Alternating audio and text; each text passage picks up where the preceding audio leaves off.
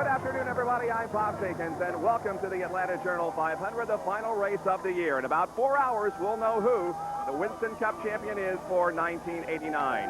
It's a very similar situation to last year when Bill Elliott came in here with the lead over Rusty Wallace.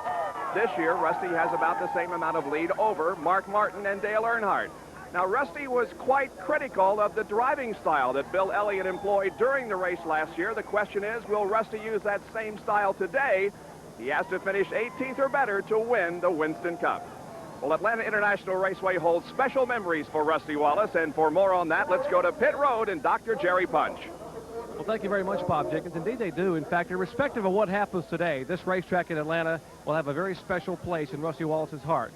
Let's turn back the clock a little bit. March of 1980, a young driver, 24 years of age, curly-headed St. Louis, Missouri native, came here to Atlanta having won the USAC Rookie of the Year title in 1979. A man by the name of Roger Penske said, hey, I'm going to give him a shot. I'm going to put him in a Winston Cup car. It would be his very first NASCAR start, his very first 500-mile race, and his very first look ever at Atlanta Raceway. Well, he came here and he qualified 7th. Very impressive. A lot of people say he wouldn't stay there. Well, he did stay there all afternoon. He ran with the leaders, and the man he chased most of the afternoon is a man who's starting beside him here today. In 1980, this man, Dale Earnhardt, won that race. Rusty finished 2nd, and Earnhardt went on to win his first Winston Cup championship.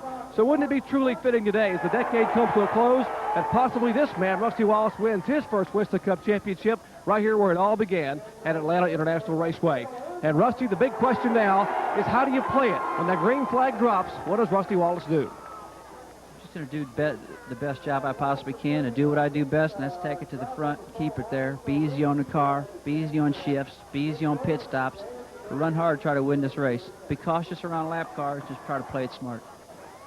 Indeed, he's trying to play it smart. He will go to the front if he can. This is how he got to be the Winston Cup point leader, by running up front, winning 6 events for the year. But if there's a problem, the crew of Barry and John Dotson, all the crew, Harold Elliott, Jimmy Maycar, they'll all be waiting to rebuild the car if they have to. If they got a whole bevy of parts waiting to rebuild this Kodiak Pontiac, I guarantee you they're ready to make whatever changes they have to do on pit road. How about it, Dick Berggren?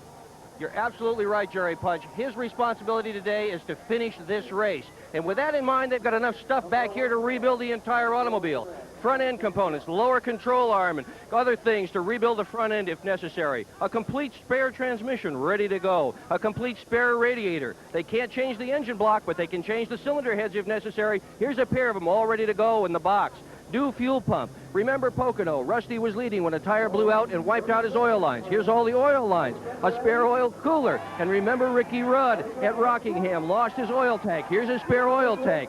Spare rear axles if they need them. And in this box, the rest of the stuff to rebuild an engine and some more of the car if necessary.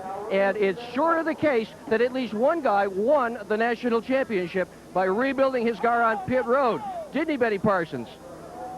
That was me, Dick Berggren. In 1973, I crashed on the 13th lap, and it took the crew an hour and 15 minutes to bolt those new pieces on so I could go back on the racetrack and win a championship. But the thing I remember, it was the longest day of my life, just as it's going to be the longest day in Rusty Wallace's life. Because when he crosses the start-finish line for lap 1, he's going to say, lap 1, lap 2. And every time he crosses it, there's going to be some new noise that he hears and says, oh, man, what's falling off of it now? Man, what's Rusty got to do to beat all that? Well, I think he needs to drive a little conservative here today, Benny, but we know that that's not Rusty Wallace's style. He's going to probably go flat out, as he said all along that he will do. Remember last year that he criticized Bill Elliott here for sort of stroking his way to the championship? Well, I don't see Rusty Wallace doing that today because it's just not his style. Now, on the other hand, Dale Earnhardt and Mark Martin, it is their style, and they have no choice but to go out there and run flat out from start to finish. And if Rusty Wallace was standing up here, he would have a red coat on where we got blue coats on, right? Yeah, I think that would be the case, and certainly if I were in his shoes, that's what I would do. But again, that's not Rusty Wallace's style. But Bob Jenkins, $1 million at stake, it might change things. And the tension is definitely mounting on pit road as the engines have been fired, and in just a few moments we'll have the start. This is the 296th race of the decade, but the only one on the minds of 3 men as they go for the 1989 Winston Cup Championship. Our Speed World coverage of the Atlanta Journal to introduce the starting lineup to you in just a moment. Points received 330. Dale Earnhardt in 3rd position received 225. Fourth position pays $160,000, and fifth in the Winston Cup points pays $125,000. And besides that, there are other monies to be. And our third in-car camera will be carried by the Skull Bandit Harry Gant, car number 33. There is the bumper cam that Harry will be employing for us this afternoon. Well, we understand that Bill Elliott might have some sort of a problem. How about it, Jerry Punch? Well, actually, they did get the problem corrected, but just a moment before they pushed the car on the grid, as they were checking the car out in the garage this morning, they found a broken brake caliper on the front of the car. Apparently, one of the wheels vibrating yesterday in the final practice session may have shattered the brake caliper, and an astute crewman here for the Melling Coors team found it, and they replaced it just moments ago. So Bill Elliott already dodging one bullet here at Atlanta Raceway today. All right, so we'll watch Bill Elliott's early movement here in the race. Our crew cams will be carried by John Dodson and Robin Pemberton from the Rusty Wallace and from the Mark Martin crews. We'll be watching for those throughout the afternoon. We'll take another break just before the start of the Atlanta Journal 500. 89 Winston Cup season, there have been 103 different drivers compete in the series. Starting in the second row, two of those going for the Winston Cup. Dale Earnhardt will start on the inside in car number 3. To the outside is Rusty Wallace in car number 27. Very fitting, because they like to keep their eye on each other, and I think that we'll see them charge to the front as quickly as they can and try to pick up the 5 bonus points that are awarded for any driver who leads the Winston Cup race. You really think Rusty's going to try to lead this race early and get those 5 points? Yeah, I do. Really do. Oh, boy. If he should pick up those 5 bonus points, then all he has to do is finish 20th or better. But how about this guy, Mark Martin? Boy, he sure doesn't have a very good starting position. Qualifying just did not go well for him at all, and so he's got a real struggle on his hands here in the early going to get up front. Well, we had anticipated a green flag this time around, but now Harold Kinder waves the yellow above his head, indicating that we will not get a start. And the reason is because Ken Reagan's car is stalled. Yeah, he had made a pit stop on one of the parade laps, Bob. They had the hood up, did some work under there. There was some smoke coming from his Jasper Engines car number 77, but he went back out on the track and apparently it died with him. Jared, you have a report on that? Well, we are being told down here that apparently someone noticed something leaking from beneath the Reagan car, and they thought it may have a water leak. It may have overheated or maybe just been overfilled a little bit, and as the engine began to come up to temperature, it may have been pushing some water out. So NASCAR observers who are stationed around the racetrack radioed back, and they had the Reagan car come on the pit road, and apparently that was the case. They had a little bit of a water leak. Now, we understand the car did leave pit road and then stalled elsewhere on the track, so he's already having his troubles here in Atlanta. The car is stalled just near the entrance to the pit area in turn 4. So the start of the Atlanta Journal 500 delayed here because of Ken Reagan's stalled car in turn number 4. At Atlanta International Raceway for the finale of the 1989 season, and the start is being delayed because Ken Reagan's machine came to a halt down in turn number 4 just before he reached the entrance to the pit area, and it's still down there in that location. It has a tow truck behind it at the moment, but still the car has not moved to this point, and so it's going to be a couple of more laps before we get a start to this race. Let's go to Dick Berggren for an update. Well, it may be more than even a lap, Bob Jenkins, and apparently the brakes have locked up on that automobile, and if the car's brakes are locked up, they're going to have to do something more than just put a hook on one end of it in order to move it. Say again? We're going to put it on a rollback to bring it in. We can't push it right now. Well, that's the story from his crew. They're going to have to put it on a rollback, so it'll be a little while before we're going to get a green flag here this afternoon at Atlanta. Well, a frustrating situation for Ken Reagan, who lives in Unadilla, Georgia, not too far from the Atlanta International Raceway. And certainly I know there are a lot of people here pulling for him today, and very disappointing that it doesn't get started. Now, this is interesting. These guys, Earnhardt and Wallace and Martin, have been waiting for 2 weeks since Phoenix to get this race underway, and now it's being delayed. What's going through their minds? 2 weeks. Rusty Wallace said it's been 2 years. Every day seems like a month since then. And that's the same thing he's going through right now. Please get this thing started, because once they throw the green flag, things will get better for Rusty Wallace. Right now, those butterflies are still churning in his stomach. During the driver introductions, I was standing beside of Dale Earnhardt, and he said, "What time does this race start?" They said, "It's going to be about 12:40. He said, "What takes so long?" I said, "These introductions take too long." He said, "I want to go racing." He was ready to go right then. Well, we want to go racing too, but unfortunately we're going to have to get Ken Reagan's car off of the apron of the racetrack before the green flag falls. And so, while we have the opportunity, we'll take another commercial break and be back at Atlanta. The Atlanta Journal 500 from pole position. The last two winners have started from the pole here at Atlanta. And of course, if Alan can win, he'll take home $410,000. Let's go to on pit road to Dr. Jerry Punch. Well, Bob, whatever happens in today's Winston Cup point battle, the crews are going to be able to stare at each other all afternoon for 328 laps. I'm standing in the Rusty Wallace Kodiak pits where they're preparing to service that car. Adjacent to them, the Stroh Light pits where Jack Roush is overlooking his team and troops ready to service Mark Martin. Beside them, the Jeff Bodine car. And the final pit here, just 4 pits away from Wallace, is that of Dale Earnhardt, the Goodrich Chevrolet pits, where Kirk Shelverdine and his crew will ply their trade. So all afternoon, the championship pits down here toward turn 1. They'll watch each other as they come on and off pit road. Bob? And the 80,000 that have gathered here are on their feet now, watching for the start of this race. The pace car ducks into the pit area. The crowd cheers. They know it's the final race of the 89 season, and somebody's going to win $1 million at the end of the event. And here we go. The race is on.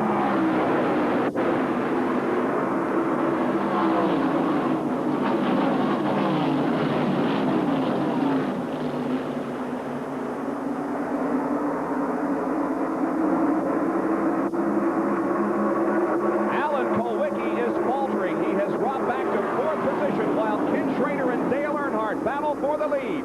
There is Alan Kulwicki, who has dropped back to 4th position. Here comes the battle for the lead off of corner number 4. It's Schrader to the outside and Earnhardt to the inside. Schrader leads lap 1.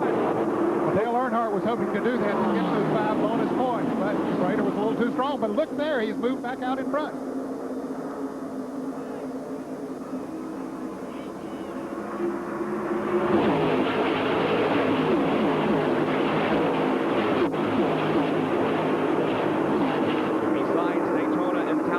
This is the 3rd fastest track on the Winston Cup circuit. There is Rusty Wallace, who runs currently in 7th position behind Jeff Bodine and alongside of Darrell Waltrip. And Dale Earnhardt did get those 5 bonus points that time. He's ahead of Mark Martin right now in the points. Only 1 point separated them going into this race. Alan Kulwicki, our pole sitter, went down in turn 1 the first lap, got the car sideways, almost crashed it, and Rusty Wallace had to take evasive action to miss Kulwicki. Benny, Alan told me during the driver introduction that he made a lot of changes on his car today. He said he was not pleased with it yesterday afternoon in the last practice session. He said, we changed a lot of things. I don't know what to expect. Dale Earnhardt leads the Atlanta Journal 500 at the end of 3 laps, and Rusty Wallace is in 6th place. Mark Martin began this race from 20th position, and there he is as he tries to thread his way through the traffic. Davey Allison and Kyle Petty run ahead of Mark Martin. He's running 15th now, so he's picked up 5 positions. Mark Martin running well.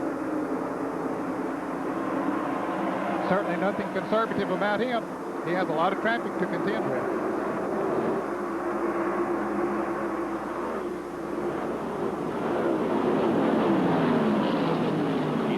The lead pack. He's right behind Kyle Petty, who is right behind Brett Bodine.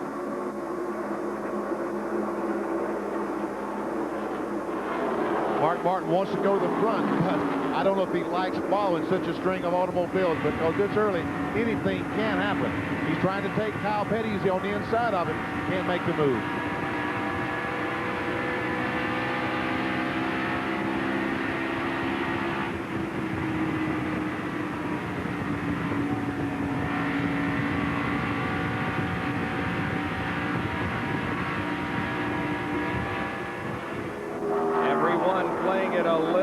But look at Kyle Petty move off the 2nd corner just ahead of Mark Martin, and he goes to the inside and passes Hut Strickland. Kyle Petty's car washing out, going to the high side of the track. Now Mark Martin will try to pass Hut Strickland. He said to Hut, move out of the way. Did you see him with his left hand tell him to move? He saw the hole there between Strickland and the outside wall and began to close up just a little. Oh, Mark a little squirrely there in corner number 1. There's some kind of problem down in that corner, because this week both Phil Parsons and Sterling Marlin have crashed their vehicles in that corner. There's something down there. The cars are just getting sideways. Rusty Wallace is in 6th position, looking for 5th from Darrell Waltrip. And Greg Sachs right behind Rusty Wallace. Good run for him this afternoon in the Dinner Bell Pontiac. Greg Sachs began the race from 12th and now finds himself 7th.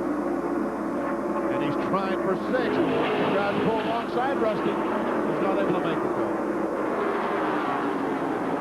Well, there are a lot of drivers out here that feel they have a lot to prove here this afternoon. We've talked about the championship contenders, but there are a lot of drivers that want to impress their sponsors. Some drivers without rides next year, so there's going to be a lot of driving very hard trying to make good impressions. Rusty Wallace has a lot of experience in front of him there with Darrell Waltrip and Terry Labonte. Davey Allison there on the right side of your screen, rather, battling with Jeff Bodine as they come down the backstretch. Davey had one of the fastest cars in practice yesterday and felt that he had a good shot at moving towards the front. Darrell Waltrip able to get by the 17 car of Darrell Waltrip.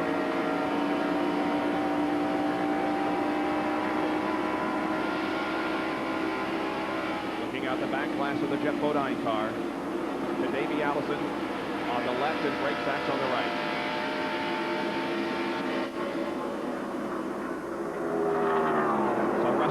Has moved to 5th, while the race is being led by Dale Earnhardt. Earnhardt is the leader. He has pulled away to a pretty good margin over Ken Schrader, who is running in 2nd place. So Earnhardt charging hard, as he usually does. He's about 1 4/10 seconds ahead. You can see the difference on the racetrack. Earnhardt in the black car out front, Ken Schrader in the red car on the right of your screen. Back in 3rd position is Alan Kulwicki. 4th is Terry Labonte, and then 5th is Rusty Wallace. Darrell Waltrip, 6th. 7th is Jeff Bodine. 8th, Davey Allison. 9th, Greg Sachs. And 10th is Derek Coates. While we're watching this action, I will tell the folks that Phil Parsons has coasted the Crown Skull Classic Oldsmobile into the pits. And this is his last race for that team. It ends a 7-year reign with the team with Lou Bell and U.S. Tobacco. And we have a crash up in the 4th corner. One car spinning. Looks like Rodney Combs in the Evinrude Pontiac. Car down off the banking to the inside of the racetrack on lap number 11. The caution flag comes out for the first time today. Rodney Combs with some contact with the outside wall in turn number 4. And the yellow flag is out. Well, he was running in a big pack of traffic back there and a lot of jockeying around going on in the area that Rodney was running. And evidently a couple of them got together and Rodney came out on the short end. So let's see if Dale Earnhardt will give away his track position and make a pit stop. Only 12 laps. What do you think, Ned? Is he going to stay out or make a pit stop? I think he'll stay out, Benny. The tires that Goodyear has here are a little reversed from some tires that we've seen in the past. We've talked about so many times that new tires run faster than scuffed tires. But most of the drivers qualified on tires that had several laps on them. And since they only have 12 laps on them, it's my opinion that he won't give up the track position. Now watch him come around and go in the pits and prove me wrong. Well, one thing that we've got to take into consideration, though, they did run 5 or 6 pace laps. So for fuel only, maybe they'll come in. We'll see. There's several teams has the pit boards out, but again, maybe that's a ploy, trying to get their other cars to pit where they're going to stay out. Well, we'll wait and see whether Dale Earnhardt will stay out and not give up that track position. Now, whatever Earnhardt does will determine what the rest of them do. Right. And there's Cecil Gordon. Yeah, let's watch him. I'll bet Earnhardt fakes coming in. Here's his pit crew, but I'll bet as they come past the entrance pit road, he fakes. Well, not too much. No, he stayed out there, and there they come. No one is coming in. Everybody's staying out there during our first caution period of the afternoon in the Atlanta Journal 500. We'll be back right after this. In the Atlanta Journal 500, there are 14 laps completed out of 328. We are under caution because of an incident up in turn number 4 involving Rodney Combs. Well, let's go down to Dick Berggren. We understand that Harry Gant was having some early handling problems. Dick, can you update us on that situation? Yeah, Bob, the problem is the car is loose, so when he came in, they took a rubber hammer and they beat on the spoiler. They pushed it up some more so it would catch a little bit more air and help push the back of the car down. They also closed up the stagger a little bit. Gant had really counted on being able to charge today, but when the car is too loose, it's pretty tough out here with these speeds. So now that he's gotten it tight a little bit, watch Harry Gant start to weave his way through the field. One problem they've got, Dick, is all week, Friday, Saturday, it's been in the 40-degree range as far as temperature is concerned. Today, it's in the 50s. The warmer it gets, the looser it's going to get, and a lot of them are going to have problems this afternoon strictly because of 10 degrees in temperature. The green flag waves again, and we are back to racing on lap number 14. Late at lap 16, the green flag comes out. Dale Earnhardt leads them down. He had built himself a pretty good lead before this caution came out. Now, Ken Schrader is going to be right on his bumper and trying to stay with him. Battle for sixth, that back there between Jeff Bodine and Darrell Waltrip. And also coming into the battle is Davey Allison on the outside in car 28. Boy, they're really going by. Look, Dick, Bodine, very, very high. Almost lost it up in the corner. One of the Miller cars is slow coming down pit road as we're watching from inside the Bodine automobile. Bobby Hillen comes in for what we believe was a stop-and-go penalty handed out by NASCAR. Apparently, he had to jump the flag on the restart.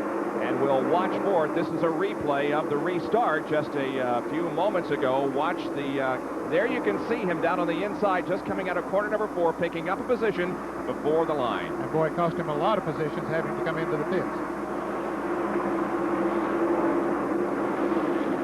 And there's also a line down in turns 1 and 2, the blend line, that you can't move the car above, and apparently he did that, so he's going to be black flagged again. The battle now on the racetrack is for 5th position between Davey Allison at number 28 and Rusty Wallace at 27. Davey Allison started in 18th position. He has really moved through the pack. Car is running awfully well, but he backed off that time. He did not bury the car in there beside of Rusty Wallace. Maybe in March he would do that, but not here, the last race of the season, when Rusty has an opportunity to pick up $1 million. I'm sure Davey Allison doesn't want to be the guy that hits Rusty Wallace. Jeff Bodine. Now we're inside his car. He's in 7th.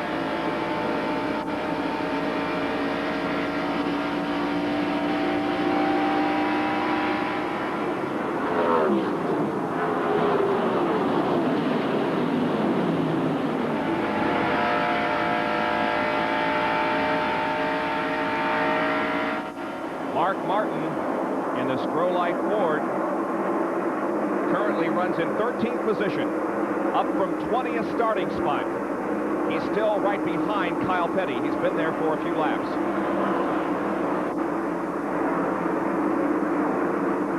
Rusty Wallace and Davey Allison are side-by-side once again for that 5th spot. And Davey Allison grabs it. There's a championship run by Rusty Wallace. Backed off the gas instead of driving in there beside of Davey Allison. I wondered what he was going to do in that situation. We found out. Yep, he played it a little conservative. He played smart. That's exactly right. Yeah, you know, there's a thin line between playing it conservative and playing it very smart. And the word that Barry Dodson used that we had on Speed Week, Vinny, was calculated aggression. That's the style that Rusty Wallace is going to employ today. And that was a very good term, and that's exactly what he's doing. Rusty Wallace is running harder than I would think that he would. He's running very good, but he's certainly not taking any chances. Well, the car seems to be working well for him, and that allows him to run hard and not take chances. Let's go down to Jerry Punch for a comment. Just spoke with Barry Dodson a minute ago. He said that Rusty had complained just a few laps ago about the car being a little bit loose, and I think that's the same problem that we're seeing from Jeff Bodine and a few other drivers who did not expect the temperature to be some 20 degrees warmer today than it was when they qualified and practiced here in the past couple of days. A lot of people have made such the car a little bit different, and they're having trouble sitting a little bit of looseness on the racetrack, maybe some dirt up high a little bit, and they're having to be very careful early on here in the early laps at Atlanta. So the handling setup could be something that crews chase all day long in this Atlanta Journal 500. You're watching Rusty Wallace, who is in 6th place now from the vantage of Jeff Bodine, who is in 7th.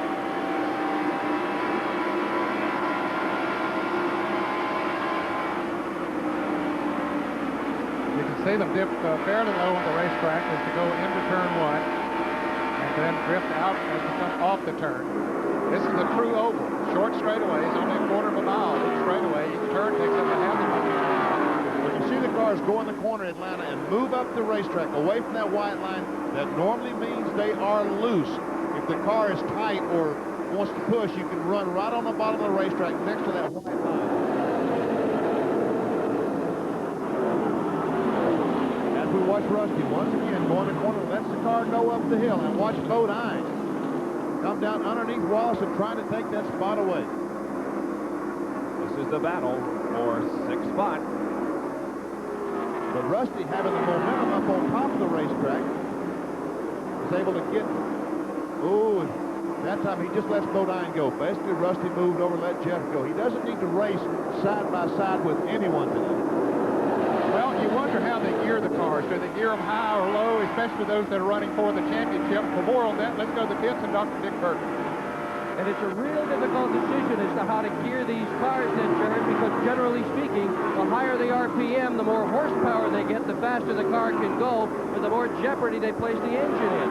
Now, Jack Roush said he's got to run real hard because they've got to catch Dale Earnhardt. So they wound it up to 8,500. That's his tack right now. That's about as tight as you'd ever want to run a Bristol Cup engine. Rusty Wallace has gone a little bit more conservatively. They've geared for 8,350. Now, in the spring, they turned 8,000, blew the engine. They lost the valve. But last year, when they won the race, they wound it out to 8,500. So they've taken a middle point.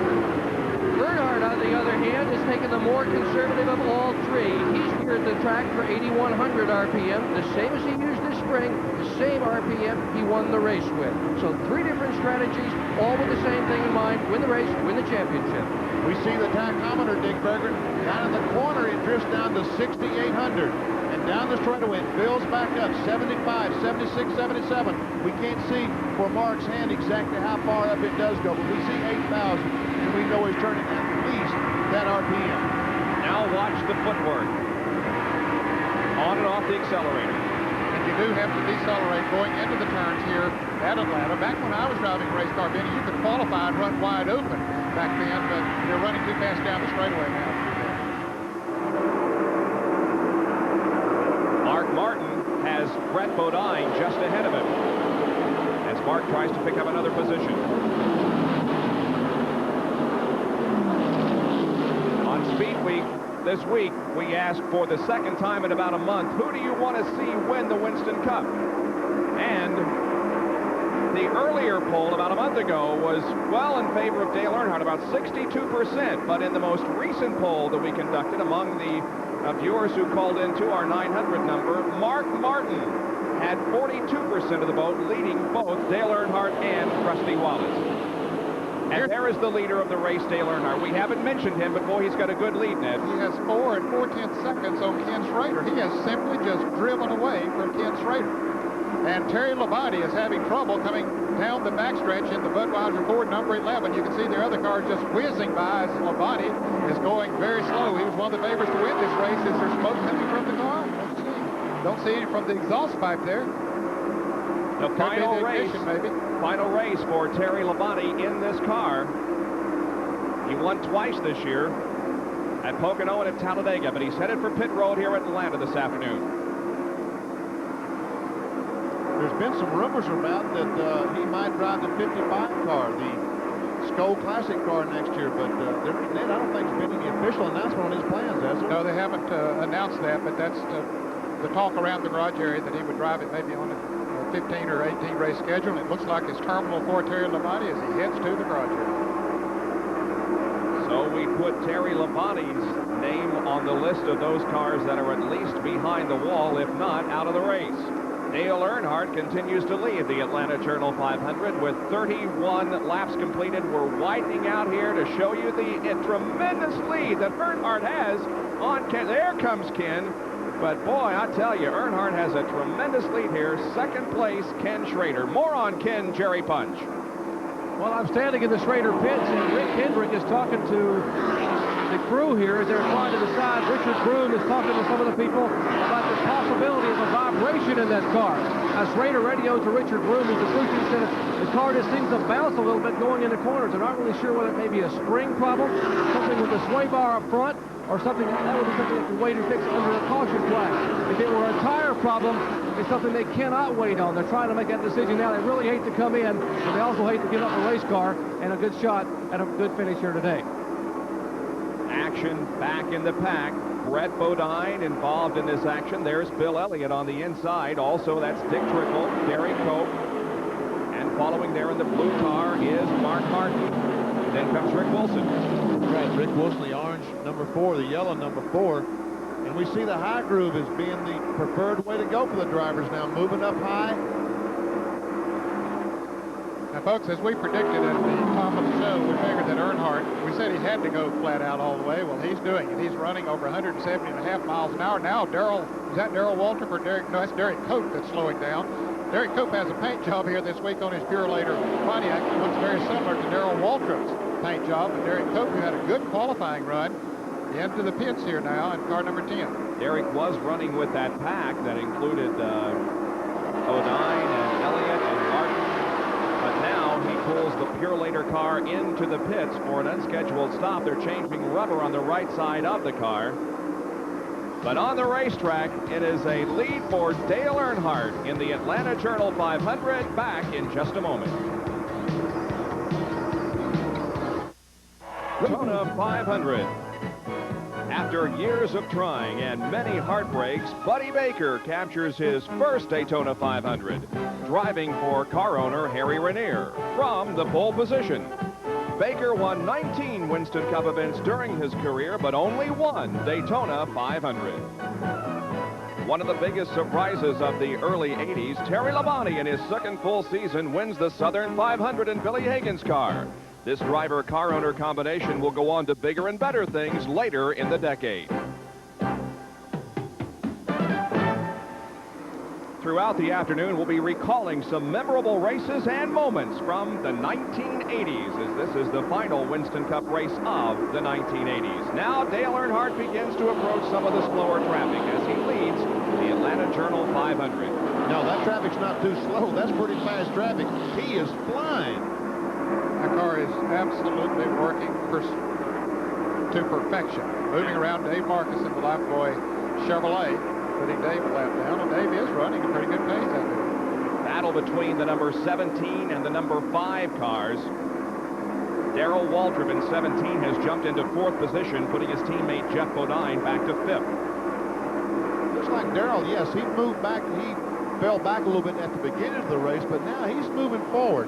I don't think he's running as fast as Dale Earnhardt. I don't think anybody's running that fast, but he's moving up. And look, Kyle Petty is moving. We saw him earlier in front of Mark Martin. He's up trying to pass Kulwicki. It's a combination of Kyle Petty moving up and Alan Kulwicki going back, because Kulwicki has lost several spots in the last few laps. Yes, he has. His car is not working very well. It doesn't seem like, certainly not the way it needs to be running the front. Now Davey Allison has moved around Ken Schrader and taken over 2nd place. So Allison in the black and white number 28 Texaco car is now 2nd.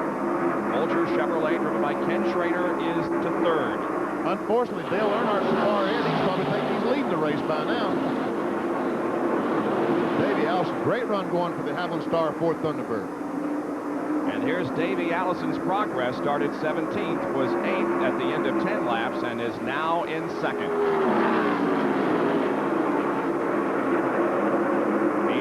Back to the battle between 17 and 5. Actually, Waltrip now has pulled out quite an advantage on Jeff Bodine. As Waltrip is in 4th, Bodine 5th.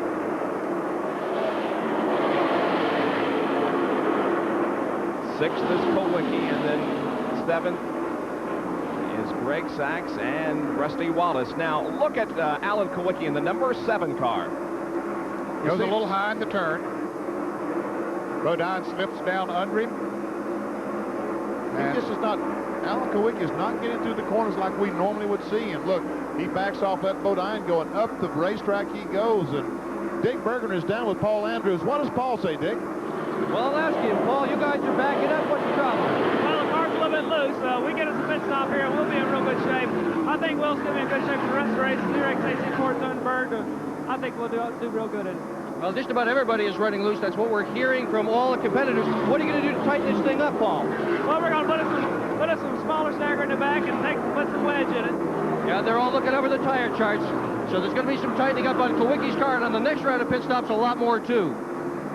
And Rusty Wallace now moves to the inside of Alan Kulwicki, coming off the fourth turn, looking for another position, but cannot make the pass.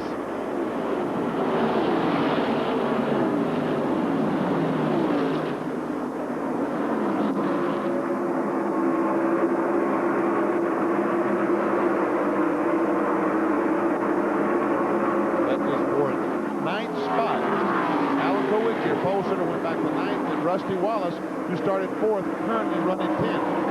But they're about a half lap, well, a little bit more than a half lap behind the leader, Dale Earnhardt in the Goodwrench Chevrolet.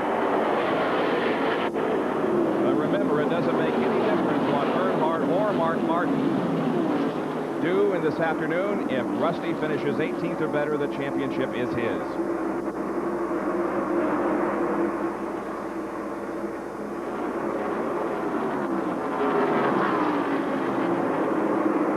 The leader, Dale Earnhardt. And we'll zoom out once again and show you the lead that he has now on Davey Allison. You better get the whole racetrack in this shot if we're going to see the interval he has on Davey, because he is really driving away. He's up in 3 and 4, and Davey's just coming off the second corner. His car is superior right now, no question about it. There we saw Earnhardt go by. Now we'll wait for Davey Allison to come by. He'll be along in a minute, folks. There he is. Hey, there he is. That's the lead that Dale Earnhardt has over Davey, with 47 laps completed. Now, Darrell Waltrip on the high side of Ken Schrader for third position. Well, they said that Schrader might have some sort of a problem, and they're saying now it might be a left rear vibration, so maybe he has power either going down or coming apart or something of that nature, but he's not running as fast as he was earlier. And let's go to the pits and Dr. Jerry Punch, see what he knows about it. We have been following the Schrader story, Dad, and apparently the vibration has not gotten any worse. That's what Kenny is telling the crew. They think that it may be a wheel weight that came off the left rear back there and is causing the car to vibrate and bounce. They're hoping to be able to make it another 10, 12, 15 laps, which would be their first scheduled green flag stop, and come in and get those tires off. They feel like if he just backs off a little bit from what he has done here in the past 10 laps or so and ride it out, maybe they can get in and get out of this thing without a major problem. All right, so Schrader now back in fourth position, and in about 10 more laps, these guys are going to have to come in because they're lead fuel. Yes, they will. They go about 60. Some of them might try to stretch it later on in the race to 65 laps, but on the first pit stop, especially they ran as many laps under caution as they did before the green flag actually flew, so they'll come in at about 60, 62 laps. Riding with Harry Gann of the Skull Bandit. And here, Bill Elliott has caught Rusty Wallace. I wonder if what Bill Elliott's thinking as he drives up behind Rusty. Watch him just drive. Oh, Rusty Wallace is slowing down. He's probably coming in the pits. maybe not taking any chance on running out of fuel. We're on lap number 50, and here comes Rusty Wallace in for a pit stop. Let's go to the pit area. Jerry Punch. Well, Bob Dickens, you made the call. It's exactly what they're doing. They're not going to take any chances at all. And Barry Dawson just gave me the closed index finger and the thumb indicating everything was okay. But they're just going to play it safe. They're going to come in and check the tires out. They are going to work on the right side of the car. Rusty keeps the car now revved up. Jimmy Maycar, the right front tire on. They are making a major chassis adjustment. A little bit of problem fueling the car. The car is out and away. A little over 13 seconds, and they made a major chassis adjustment to tighten the car up to the right rear. And, Jerry, you wonder if they got it full of fuel. Of course, at this point of the race, you're not quite as concerned about that as you would be later on in the race. But if the race goes green for a long time, it could make a difference. Now we understand that Dale Earnhardt, here he is headed to the pits. Let's go back to Jerry Punch. Dale Earnhardt brings the Goodwrench Chevrolet. Likewise, he saw what Rusty was doing. He's not going to take any chances either. This championship is just too critical here early on in Atlanta. Now, crew going to work. Will Lynn, David Smith, Kurt Shelburne, right side of the car. Chocolate Meyer, the first can of fuel going in the car. Nice clean fueling there. Second can of fuel coming over the wall. They have changed right side tires. And now it's coming out of the left side of the car and changed left side tires. All four tires here for the Earnhardt crew as he is still sitting on pit road. They are not going to take any chances of 21.4 seconds. Great pit stop for the Shelmerdine-led crew. That is some heavy pressure they're putting on the rest of the crews, because if they change 4 tires, they're going to be out there with good tires all day. Some of the other teams are going to have to do that. If the caution comes out, somebody's going to get lapped. And he had a big enough lead, Benny, that he could change all 4 tires and still stay in the lead lap. So even if the caution comes out, we'll see other cars coming into the pits. Let's go back to Jerry Punch. Kenny Schrader's Folger Chevrolet, his Lumina now getting service on pit road as they are changing left side tires, and Jeff Bodine getting right side tires. Mark Martin's team getting ready. They're standing on pit road. Schrader is out of the way, and now Jeff Bodine is out of the way. And the big blue number 6 goes up in the stroll line pit as Robin Pibbert and the crew now await their driver. Mark Martin is starting way back in the field, and he is making his way to pit road. Alan Kowicki makes his entry on the pit road. Let's go up to Dick Berggren. Well, Alan Kowicki's on his way in. The whole front of his car is sandblasted from running his traffic. He too will take tires on the outside. We're going to throw some cans of fuel in it just up pit road. The 28, Davey Allison, he's on his way in. Jerry Punch, what's going on with Mark? Well, the jack beneath the right side of the Mark Martin car. They are changing right side tires. Steve Mill changing the right rear. Robin Pibbert in the right front. They also are making a chassis adjustment in the Martin car, trying to get all the fuel in the car. He is down. Let's go up to Davey Allison pit with Dick Berggren. We're going to make it Davey's pit, Jerry, is to clean the windshield. He's been complaining about somebody in front of him throwing a lot of oil. He said he could barely see at all. And I can see oil on the front of the car. They've just changed the outside tires, thrown fuel in it, and off he goes. Green flag pit stops being made here at Atlanta. 55 laps completed. Here comes Darrell Waltrip. He relinquishes the lead to come in for a stop, and we go back to Jerry Punch. Jeff Hammond and the Tides crew trying to bring the man who won it here in the spring back up to speed. Darrell Waltrip on pit road for Tides Chevrolet. Eddie Dickerson has the right front tire peeled away. Hammond has pounded the jack beneath the car. They are working now, changing right side tires, and Hammond now will dance around to the left side, slide the jack beneath the car. Sandy Jones has the left rear tire off. They roll the left front tire to Dickerson. He puts the run nuts back on. Fueling is complete. He is out and away. Great pit stop for the new world champion, the Tide crew for Darrell Waltrip. And Bill Elliott also moving out of the pit area after a pit stop. The new leader at the moment is Dick Trickle in car number 84. He has not made a pit stop, but we understand he will be in next time around. We're inside Jeff Bodine's car, and we're watching Dick Trickle to the left as he drops to the inside of the racetrack. And a spin in turn number 2. Greg Sachs in the wall. Richard Petty spinning. Several cars become involved. Another one hits Richard Petty. And the backstretch is littered with race cars. Alan Kowicki gets through, so does Ricky Rudd. But Richard Petty's car is heavily damaged. Now he moves it down from the middle of the racetrack to the inside. And another tough break for Richard Petty. Extensive damage in the rear end of the car as he drives it around. Yeah, he was just trying to get slowed down for the wreck that was in front of him and got tagged from behind. We see the rear bumper. He's dragging the rear bumper down the back straightaway.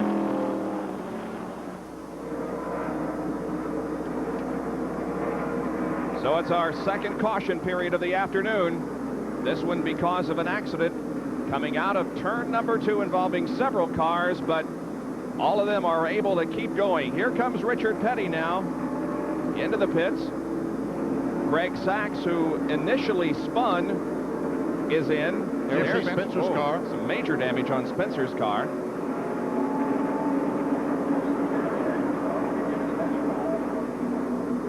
Spencer pulling behind the wall in the 88 machine, and the leader, Dick Trickle, comes in. Boy, this was a break for him because he was about to come into the pits and is now there, and Dick Berggren is in that area. Everybody here has a grid on, including the driver of this car, Dick Trickle. They know what a break they have just gotten. The other leaders had to pit under green flag conditions. These guys have pitted under the caution, and they're going to take 4 tires. And meanwhile, Jerry Punch is up with Rusty Wallace. Jerry? Well, they are changing 4 tires on Rusty Wallace's car, but a mishap just behind Rusty that barely missed him, and that was Harry Gant, who just spun the car here on pit road and missed Rusty Wallace. The crew cam now on John Dodson showing those left rear lug nuts going on. Wallace leaves, and Jeff Bodine comes on the pit road as everyone takes advantage of this caution flag. So a caution flag and more pit stops here at Atlanta International Raceway. is back on the lead of the Atlanta Journal 500. I think appears to be is the operative word here because folks, I don't have a clue who's leading this race. Well, he stayed in the lead lap when he made his green flag pit stop. Let's go to the pits and Jerry Punch. Well, Harry Gant is leaving the pits, Ned. We just might sort of tell you what happened. That was a near miss for Rusty Wallace. Harry Gant had come in to make his pit stop. As he was exiting pit road, Bill Elliott was coming in, and Gant slammed on the brakes. Now, if you look at pit road, there's a strip of concrete which is against the pit wall, and that abuts the asphalt. As the cars almost touch, Gant jumps on the brakes, and that concrete will allow the rear end of the car to slide. He slides the car. He probably is no more than 15 feet behind where Rusty Wallace was pitting his car. So a near miss for Elliott Gant, and of course the man who wants to win it all, Rusty Wallace. And there was also a near miss for Mark Martin as he almost nailed Rick Wilson coming into the pits. That was during a green flag pit stop. Still under yellow here at Atlanta. Cleaning up an accident over in turn number 2. We'll be back with more right after this.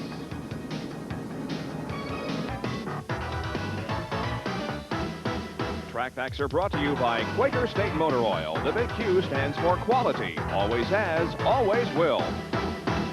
In the last couple of months, we've had drivers complain about the lockers not working momentarily. We're going to try to explain to you what happened. Here's a locker inside the rear end or third member of the automobile. Here's the locker broken apart. These springs hold these gears together. What happens occasionally is that the gear will come out and ride up on the other gear. Therefore, the locker doesn't work. When the driver backs off the gas, it pops back into place. It's working again. Most of the time, these things work perfectly, but once in a while, not correctly. Well, not only can he drive a race car, but he can explain all kinds of mechanical problems. We'll be back with more of the final race of 1989 in just a moment. The race is about to restart after our second caution period of the afternoon. There's part of the 80,000 people that have gathered here for this final Winston Cup race of 1989. There's the green flag. Back to racing on lap 64 with Dale Earnhardt leading and Rusty Wallace 1 lap down.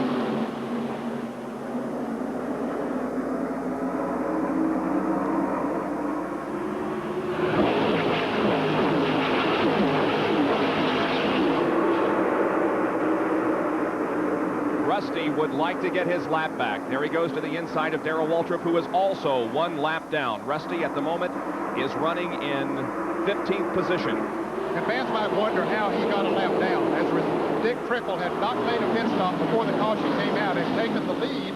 Most of the other cars had made pit stops. Some of them got out quick enough that they stayed in the lead lap, but don't think Rusty Wallace did. More on that, let's go to his Jerry Punch. We're standing by with Barry Dodson, and Barry, you've been discussing with NASCAR about being a lap down. How do you see this? Evidently we are. I tell you, it's confusing right after everybody makes a stop and then you stop. So we're just going to go along with them right now. Everything's good. Okay, they're going to accept what they've got. They've won here before from coming a lap or 2 down. They're not really concerned about it right now. Well, it's definitely early in the race, and a lot of time can be made up. Mark Martin in car number 6 is running in 2nd position. And he is in 2nd spot. He is not a lap down. The 17 car, Darrell Waltrip, the orange and white car behind Mark, is a lap down. And the 84 car right behind Darrell Waltrip, Dick Trickle, is in the lead lap. He is the 3rd place car. Greg Sachs had a good problem up in turn 4 very high. He drove it up there. He didn't actually hit the wall. He went up there. Ooh, boy, he's about to hit somebody else as he came down across the track, though. Yeah. He had a problem going down the backstretch, and the cars passed him on the inside, and they went high into the turn and then dipped down into the pits. That was Ken Reagan that just missed him. I had a heart attack going that thing. That was scary. Evidently had a tire to go down on the Dinnerville Pontiac. Greg was responsible for the initial 2nd caution flag. There he is sliding up high on the racetrack in turn number 4. Getting up into the marbles. And watch as Ken Reagan just misses him. He deserves the cool move of the race. Ken Reagan does. Let's go to Nick Berggren on pit road. Well, a tough break for Greg Sachs. He started 12 spot and worked himself all the way up to 6 before that problem happened. Right now, he's taking a 4-tire change under the green. They sense a tire problem. They're going to make sure they've got it resolved by changing all 4 of them. Wallace is going on. Everybody else is going 170 miles an hour, and Earnhardt puts him a lap down.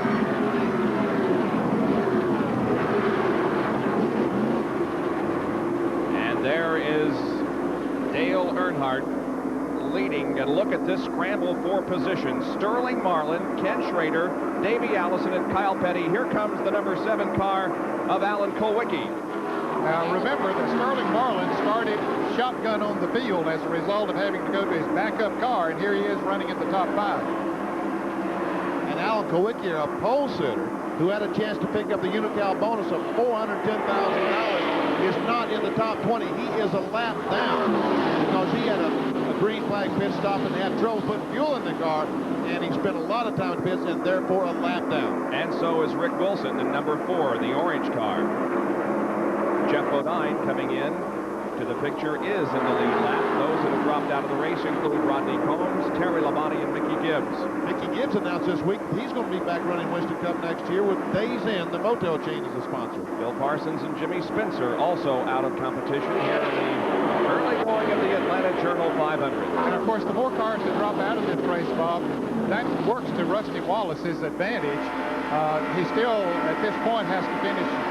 Well, right now, I think about 18th or better to clinch the championship, but the more cars that fall out, the better chance that gives him of doing good. Yeah, if he were to lead a lap, and he has not done so yet, then he would have to finish 20th or better, but right now he has to finish 18th or better. Rick Wilson on the outside of Jeff Bodine. This is not a battle for position because Wilson is a lap down. Jeff Bodine on the lead lap.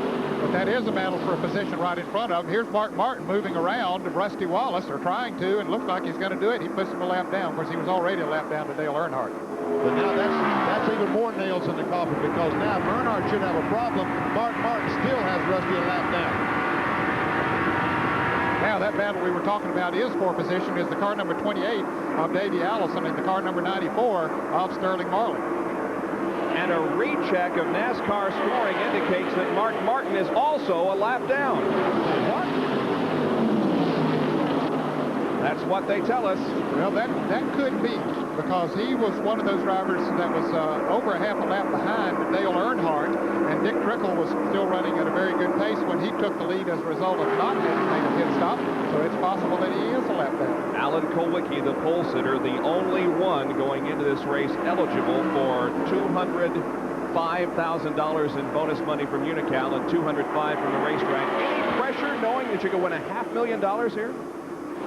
Well, I don't know about special pressure. You know, for weeks everyone's talking about the championship and who has a chance at it and $1 million. Well, the difference between first and second for the championship is about $700,000. We stand to win about $500,000 here, so it's certainly plenty incentive for our team. You know, I think we've got as much at stake today as anyone does. Well, indeed they do. However, Alan is a lap down now and has a long road ahead of him to get up into the lead lap and be eligible for that bonus money. Alan Kulwicki his day almost ended, because he and Davey Allison were just millimeters apart up in the corner, and they seemed to get together just momentarily because Jeff Bodine blew by both of them and went on. Well, fellas, we're only showing 12 cars in the lead lap right now. Of course, Dale Earnhardt leading, or he's at 11. Yeah. Dale Earnhardt leading, and Dick Trickle running second. Third is Sterling Marlin. Now Kenny Schrader running third, Sterling Marlin fourth, and Davey Allison in the 5th position. And in 6th is Jeff Bodine, 7th Neil Bonnet, Lake Speed is 8th, 9th is Ricky Rudd, 10th is A.J. Foyt, and 11th Dave Marcus. Now, those last 5 cars that I mentioned, Neil Bonnet, Lake Speed, Ricky Rudd, A.J. Foyt, and Dave Marcus all pitted on that first caution when the others didn't come out. That allowed them to keep going. They didn't have to make that green flag pit stop. As a result, they're in the lead lap. It was a very significant moment in the race, at least in the first 77 laps. The fact that we had several green flag pit stops, then a caution, and several others then coming in during that caution period to get their pit service. And one thing that let those 5 drivers get back in the lead lap was Earnhardt changed 4 tires on his caution play. The number 94 car, Sterling Marlin, the 5 of Jeff Bodine, and the 28 of Davey Allison are all racing for position. Brett Bodine is in the pits for an unscheduled pit stop. Right side tires going on the Motorcraft Ford. Here comes Davey Allison moving inside of Jeff Bodine off the 4th corner as Brett Bodine goes back out onto the racetrack. You can see Ken Reagan's car still on pit road as they do work on that machine. Davey's car not able to stick on the bottom of the racetrack. when you go in the corner here, you need to let the right side of the car lean against the air that's out there. When you get alongside the car, they take that air away. It makes the car get awfully loose, and you want to lose the back end. So you don't want to drive underneath someone going in these corners 1 and 3 here in Atlanta. And if anybody can speak on how to drive this racetrack, it's Benny Parsons. This was one of your better racetracks. It was a racetrack that I truly loved over the years. The lead of the Atlanta Journal 500 is held by Dale Earnhardt, and there he is, just running away from everybody. That car just set up very, very well. More from Dr. Jerry Punch. Just before the race began, I was standing there talking to Rusty Wallace on pit road, and Dale Earnhardt motioned to me to come over to his car. He said, "Hey, Doc, come here, I want to show you something." He leaned over and showed me, said, "I want to see my good luck charm." Taped to the roll bar right to his right side, just above the shifter, was a gold medal. Looked like something you'd see in the Olympics. He said, "That's exactly what it is." I was in Richmond, Virginia, doing a personal appearance for the Special Olympics not long ago, and he met a lot of nice friends up there.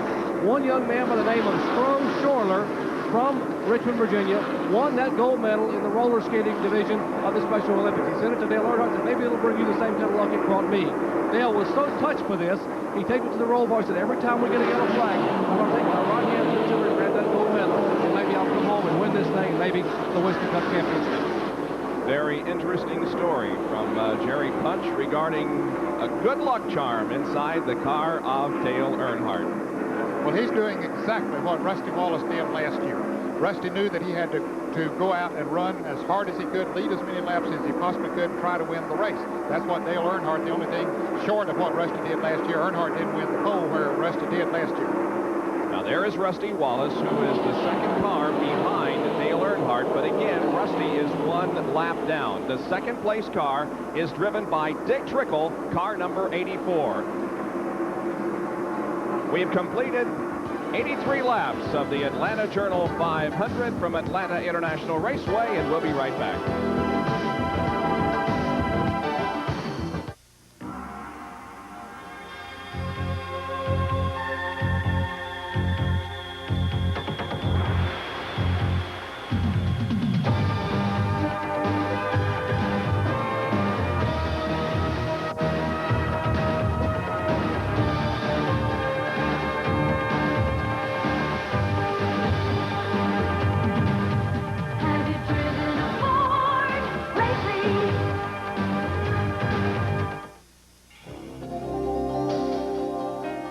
When we set out to engineer the ultimate spark plug, we put in a lot of long hours. We utilized a lot of revolutionary thinking. And all the while, our competition thought we were just shooting for the moon. Unfortunately for them, we shot a bit higher than that. Bosch Platinum, the ultimate spark plug. Available at Kmart and other fine auto parts stores. Installed at most precision tune centers.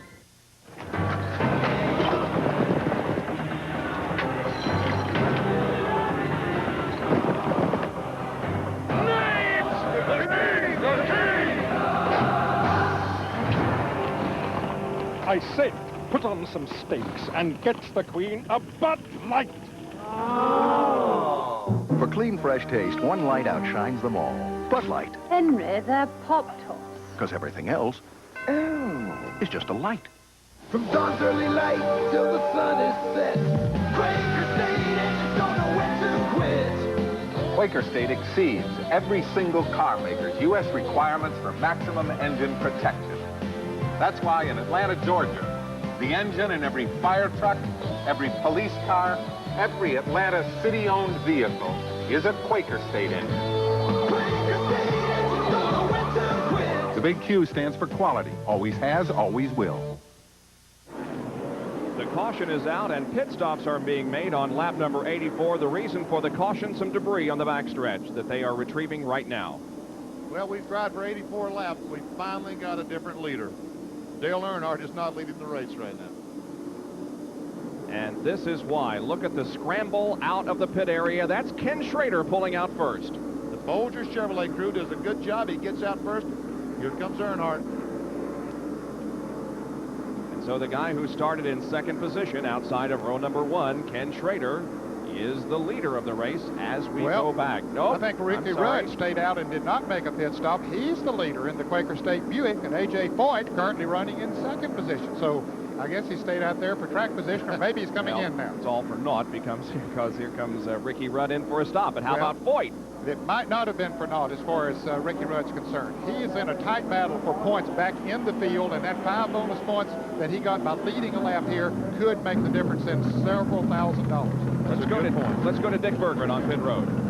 Well, this is a break these guys have needed all weekend. They've had a tough time getting this car to run fast. They qualified well in the back of the pack. This is something that you really hadn't anticipated running up front, but who knows? You never want to count this team out. They do not give up ever. Right now they're taking on 4 tires as the whole pack goes on by. 4 tire change is over, and Rudd has run his way out to the racetrack. And so the leader is A.J. Foyt. Back from his injury that he sustained at Charlotte a few weeks ago. You know, I talked to A.J. about that accident and said, how you feeling, what have you. He said, you know, I've crashed many, many times in my career. That's the first time I've ever crashed, and I don't remember the crash. Have no idea how he crashed or he doesn't remember anything about that whole day. But Supertex shook off the injuries and is back in competition and in the lead of the Atlanta Journal 500. Back in just a moment. Georgia 117 in pursuit of request additional backup. Do you copy? 117. Let's get a roadblock. Chopper 1, do you receive? Chopper 1 coming east. I'll light it up. More police cars come on Goodyear Eagle radios than any other brand of tires. Why? Because they want it that way. Goodyear Eagles. There really is a difference. You know, Rusty's so extremely talkative, and some people think I'm the quiet one. It's just that Xerox antifreeze coolant appeals to my calm, cool demeanor. It protects my engine in extreme cold, down to 84 below. Now, I'm sure if Rusty could, he'd go on and on about how Xerox protects in extreme heat, up to 276 degrees. But he graciously suggested I do this spot alone. Right, Rusty? Xerox antifreeze coolant, because extreme conditions demand extreme protection. The 1989 Winston Cup Championship is on the line today at the Atlanta Journal 500. Live here on ESPN from Atlanta International Raceway. Our Speed World coverage is being brought to you by Ford and your Ford dealer. Have you driven a Ford lately? By Xerox, the antifreeze coolant for extreme conditions. And by Budweiser Beechwood Aged for that clean, crisp taste. This Bud's for you. Top 10, A.J. Foyt is the leader, Ken Schrader second, followed by Dale Earnhardt, Dick Trickle, and Jeff Bodine. 6 through 10, Davey Allison, Lake Speed, Sterling Marlin, Neil Bonnet, and Ricky Rudd. 86 laps are completed, and the field is about to go back to green. Boy, look at this crowd down there. They're 3 abreast coming off of the turn. They're not supposed to be that way. Let's see what is going to happen. They're giving the green flag. And somebody's going to get black flag. Yeah, one of the middle guard down on the inside, that's Bobby Hill, and he's already been black flag for jumping the flag a little bit earlier. We'll see what happens this time.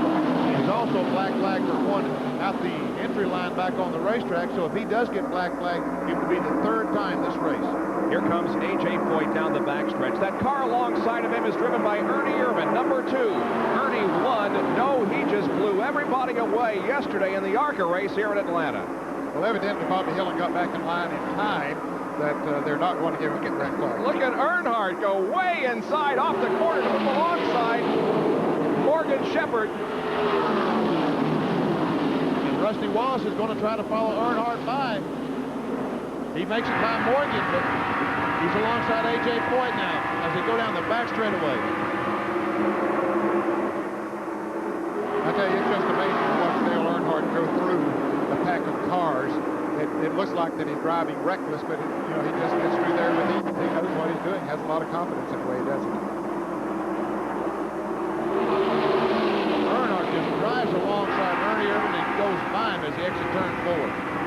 That puts Dale Earnhardt in the lead once again. We're watching from Mark Martin's car. A.J. Foyt to the right. That is Morgan Shepherd just ahead in car number 75.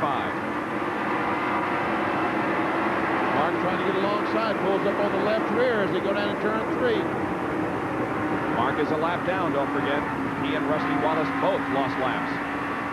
Morgan Shepherd almost loses it up in the fourth corner. He got way up in the marbles in turn number 4. Lost several positions as a result.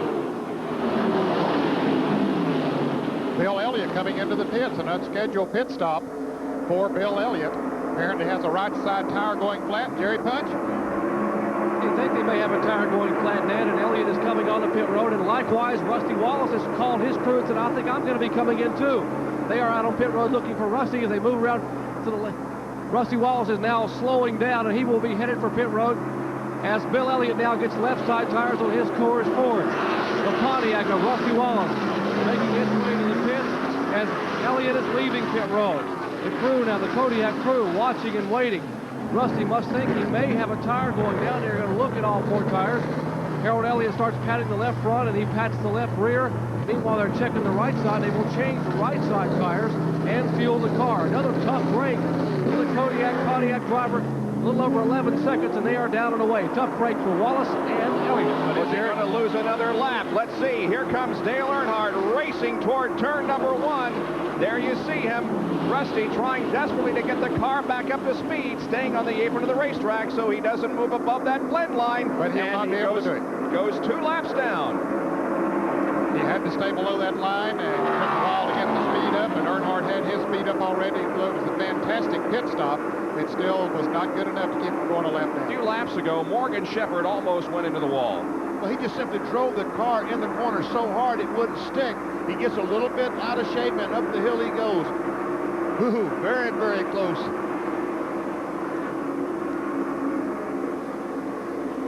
Close call for Morgan Shepherd, but he saved it. Well, now, fellas, with Rusty Wallace being 2 laps down, you know, before he had to make that unscheduled pit stop, he was, at that time, would still be in position to win the Winston Cup Championship if the race had ended then. But right now, he wouldn't be in that position. And you know, Dale Earnhardt, he came into this race, as far as I can determine, with the attitude that, hey, this is my kind of race. I've got to win it. I've got to run just as hard as I possibly can all afternoon, and that's exactly what he's doing. There's no pressure on him, really. There's no pressure. But look at his windshield. We see the heavily tinted windshield on the right side, the glass on the left side. That's because this afternoon, about 4:30, the sun going in turn 3 in Atlanta is absolutely miserable. The darkest windshield as possible. Well, let's get more from Dr. Jerry Punch. The driver's meeting this morning, Dick Beatty reminded all the competitors exactly what you were talking about 3:30 or 4 o'clock going into turn 3. They will not be able to see because the sun will be so low, it will be a lot of glare. Now, you are allowed to put tape on the inside of the windshield before the race starts. You cannot put tape on the outside of the windshield until later on in the race when they have a lot of problems with the sun. So later on in the afternoon, they'll have a lot of drivers putting tape on the outside of the windshield when that problem occurs. One driver that will not have to worry about that apparently is A.J. Foyt, as he has pulled to his garage area and may be calling it quits. Now, Rusty Wallace is running really well. He just passed Ken Schrader and now sets his sights on Dale Earnhardt in an attempt to get back 1 of his 2 laps. We're going to find out just what kind of race car that Rusty Wallace and Dale Earnhardt has right now, because Rusty has got to get a lap back if he's going to win this championship. Yeah, he has no choice but to push it as hard as it will possibly go right now. This is how he passed Ken Schrader, who's running in 2nd position as Bill Elliott comes back into the pit area. This is Rusty Wallace moving to the inside of Ken Schrader at the end of the backstretch and successfully passing him. Now let's go back down to Jerry Punch in the Bill Elliott pit. Another tough break for Bill Elliott. He radioed in and said something sounds like it's a miss in the engine. And sure enough, when he came down pit road, the Coors Motorcraft Ford was sputtering. And they now have the hood up. Ernie Elliott is leaning over, looking inside the car at the gauges, and now talking to Bill Elliott as they are looking in the area of the distributor and some of the ignition parts on the right side of the motor. So Elliott sitting here quietly in the pits. The engine has been shut off as Dale Earnhardt goes by one more time and puts another lap down. Bill Elliott sits helplessly in the pit area. He, of course, won the most recent Winston Cup race at Phoenix International Raceway just 2 weeks ago. Here's Sterling Marlin picking up another position, and Sterling is just having a fantastic afternoon after that misfortune yesterday when he crashed. You know, he did exactly the same thing here in the spring. Qualified about 8th, blew a tire in practice, wiped the car out, had to go to back up, and had a top 5 finish. Having a very good run here today. And fellas, Rusty Wallace is gaining on Dale Earnhardt right now. Or at least he did for a few laps. Now Earnhardt might have picked back up a little bit. It looks like it's starting to stabilize because, again, we talk about what Rusty Wallace has to do. Richard Childress, his crew, they're no dummies. They know what they've got to do. Keep that 27 down 2 laps. If they do, they just might win this championship. Certainly of the 3 in contention for the Winston Cup, Dale Earnhardt is having the best day. Rusty is 2 laps down, and Mark Martin is 1 lap down to the field in the Atlanta Journal 500 with 100 laps completed. Why is Ford Ranger America's most popular compact truck? Well, the Ranger XLT has a 660 powertrain warranty and cast aluminum wheels. The Chevy doesn't. Ford Ranger has anti-lock rear brakes and electronic fuel injection. And Ranger has it all for less money than Chevy. You can bank on it. The toughest competition we have is ourselves. Save big on all Ford Ranger pickups during November Truck Month at your Ford dealer.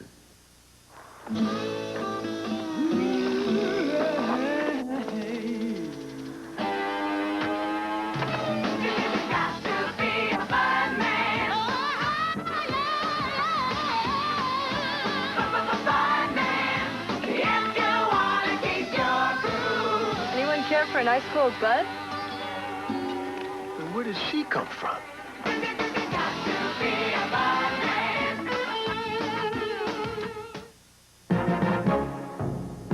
1981, a year of first-time winners. Dover, Delaware in May of '81, the first win for both car owner Junie Donlevy and driver Jody Ridley. In over 500 races as a car owner, this remains as Donlevy's only victory. Morgan Shepherd entered victory lane for the first time in his career that year at Martinsville. Despite this win in his rookie year, Ron Bouchard takes home Rookie of the Year honors in '81. Well, that was one of the very first races that I did for ESPN as a broadcaster, that race that Morgan Shepherd won back in 1981 at Martinsville. Driving a car owned by Cliff Stewart out of High Point, North Carolina. Let's go to Dick Berggren. You got a problem, Dick? We all have a problem right now, but these are flies on my uniform. We have had an invasion of flies here. It's a little reminiscent of a Formula One race where earlier this year the flies attacked everybody wearing orange suits, but they're attacking every color. Look at they're even on the top of my microphone. It's so bad down here right now. One of the crew members in Dick Trickle's pit is spraying himself with brake fluid, hoping that will repel him, and everybody's having a hard time concentrating. These things bite. I don't know what they are, but as the temperature has increased, boy, they are out. It's not a pleasant place at the moment. We're trying to get you a can of Ray, Dick, as soon as we possibly can. Well, there's Mark Martin. He's a lap down in 12th position right now. And Mark Martin's got some problems because he is drifting back. He was up. He's lost 4 or 5 spots. And look, we see Jeff Bodine go by. And behind him, Michael Walters pulling up alongside. So Mark Martin got some serious problem as throws like forward. Now inside Mark Martin's car as we look ahead to Jeff Bodine.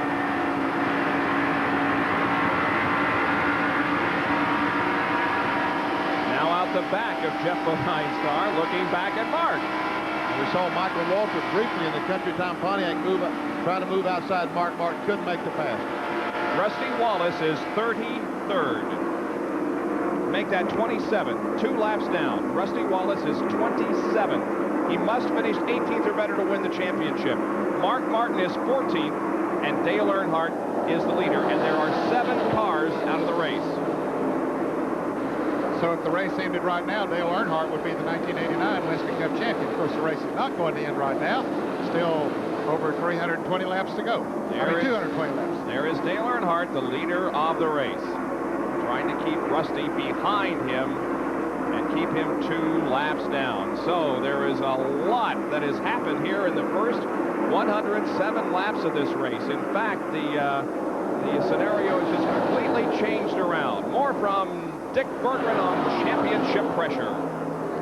Well, obviously, there's a lot of pressure on everybody here, not just for the $1 million, but it's very infrequent in anyone's life that they have an opportunity to win something as significant and important as the Winston Cup Championship. But as we watch the teams this week in the garage area, the pressure seemed to be worse on Mark Martin and his crew than on anybody else, for a couple of reasons. First, Dale and Rusty have both been here before. They know what it's like to be besieged by reporters, by fans, by sponsors, and just about everybody else. They know they can't go into restaurants. And the way they pretty much handle it, as Elliott goes behind the wall, the way Rusty and Dale handled it this week is they stayed as much as possible out of the public eye. They pretty much stayed in their trailers. Mark Martin and Company, on the other hand, really felt it. Steve Meal yesterday told me that it was the worst deal in his whole 2 years. He said people have really put a lot of pressure on us. First, they wanted if we could build a team, we did it. Then they wanted if we could build a pole, we did it. Then they wanted if we could win a race, we did it just a couple of weeks ago. Now they're calling up saying, hey, can you win the championship? Well, they're kind of calm today, but I can tell you that the pressure has really been on Mark Martin and his guys, and they're performing admirably. Bob Jenkins? All right, thank you very much. Well, let's go down to Jerry Punch, who is he's running alongside the Bill Elliott car. Jerry, what is the situation with Bill? Well, they had a discussion here in the pits, and apparently Ernie Elliott felt the engine may have blown up inside. Bill wanted to make sure they had every chance to get the car repaired, so they sat on pit road for a while, took the spark plugs out, changed the coil, changed some of the ignition parts, and apparently it hasn't rectified the problem. They are going to run back to the garage area and continue to work there, hoping that maybe there's something they can fix and get him out. He is currently 5th in the points, but only 71 points in front of Kenny Schrader, who stands in 6th spot. While I want to update a little bit on Mark Martin. We were told a minute ago that apparently they overcompensated on the chassis. The car had been so loose, they tightened the car up so much, the car is pushing so bad, Mark just can't drive it. The car is just so slow in the corner, so they're going to have to wait, bide their time, and come in and make a chassis adjustment. All right, thank you very much, Jerry. So we're riding with Mark Martin now as he is one lap down in 14th. Rusty Wallace is in 27th position, and if the race were to end right now, Dale Earnhardt would be the 1989 Winston Cup champion. Stay with us.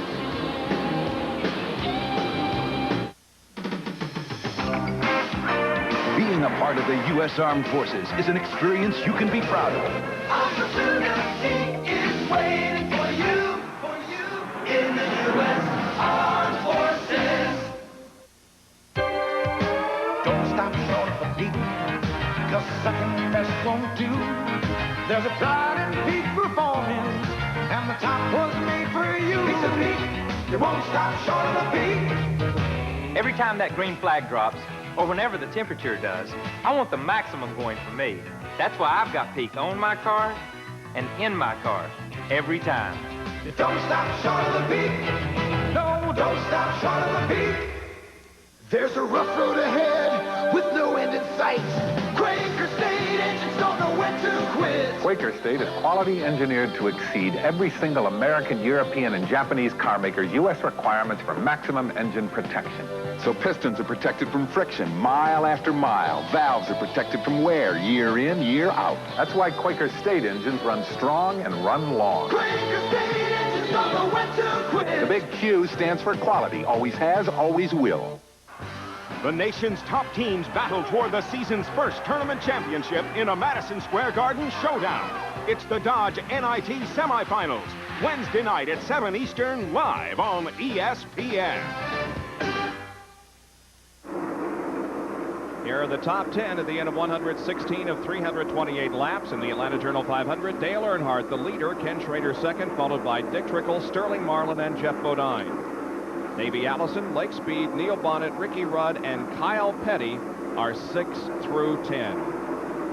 This is the first time that a driver has come into a final Winston Cup race of the year in third position in the point standings with a shot at the title. That's since the current point system was adopted in 1975. And again, if the race were to end right now, Dale Earnhardt, who is leading the race, would win the Winston Cup. The other two that are eligible, Rusty Wallace has had bad luck so far today. He finds himself 2 laps down in 27th position. And then Mark Martin, the other driver eligible for the Winston Cup, who came into this race in second place in the point standings, is currently in 17th position, also one lap down. And Bob, you wonder if some sort of a precedent has been set here as far as championships are concerned in 1989. The Busch Grand National Championship, Tommy Houston was leading going into the last race of the season, and Rob Moroso came out the champion. A couple of weeks ago at Phoenix, Arizona, the Southwest Tour, we had who was leading the point standings, and then somebody else came out the champion. So maybe a precedent has been set here already this year. The ARCA Championship was decided that way with one driver leading, and Bob Keselowski coming out the winner.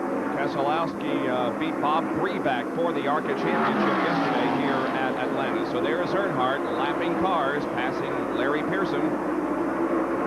Things just going his way so far in this race. Dale Earnhardt from Kannapolis, North Carolina, looking for his 4th Winston Cup championship.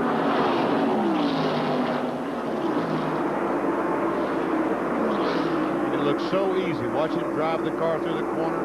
Looks so easy, like he's just going down after a loaf of bread. Richard Petty brings the STP Pontiac in once again.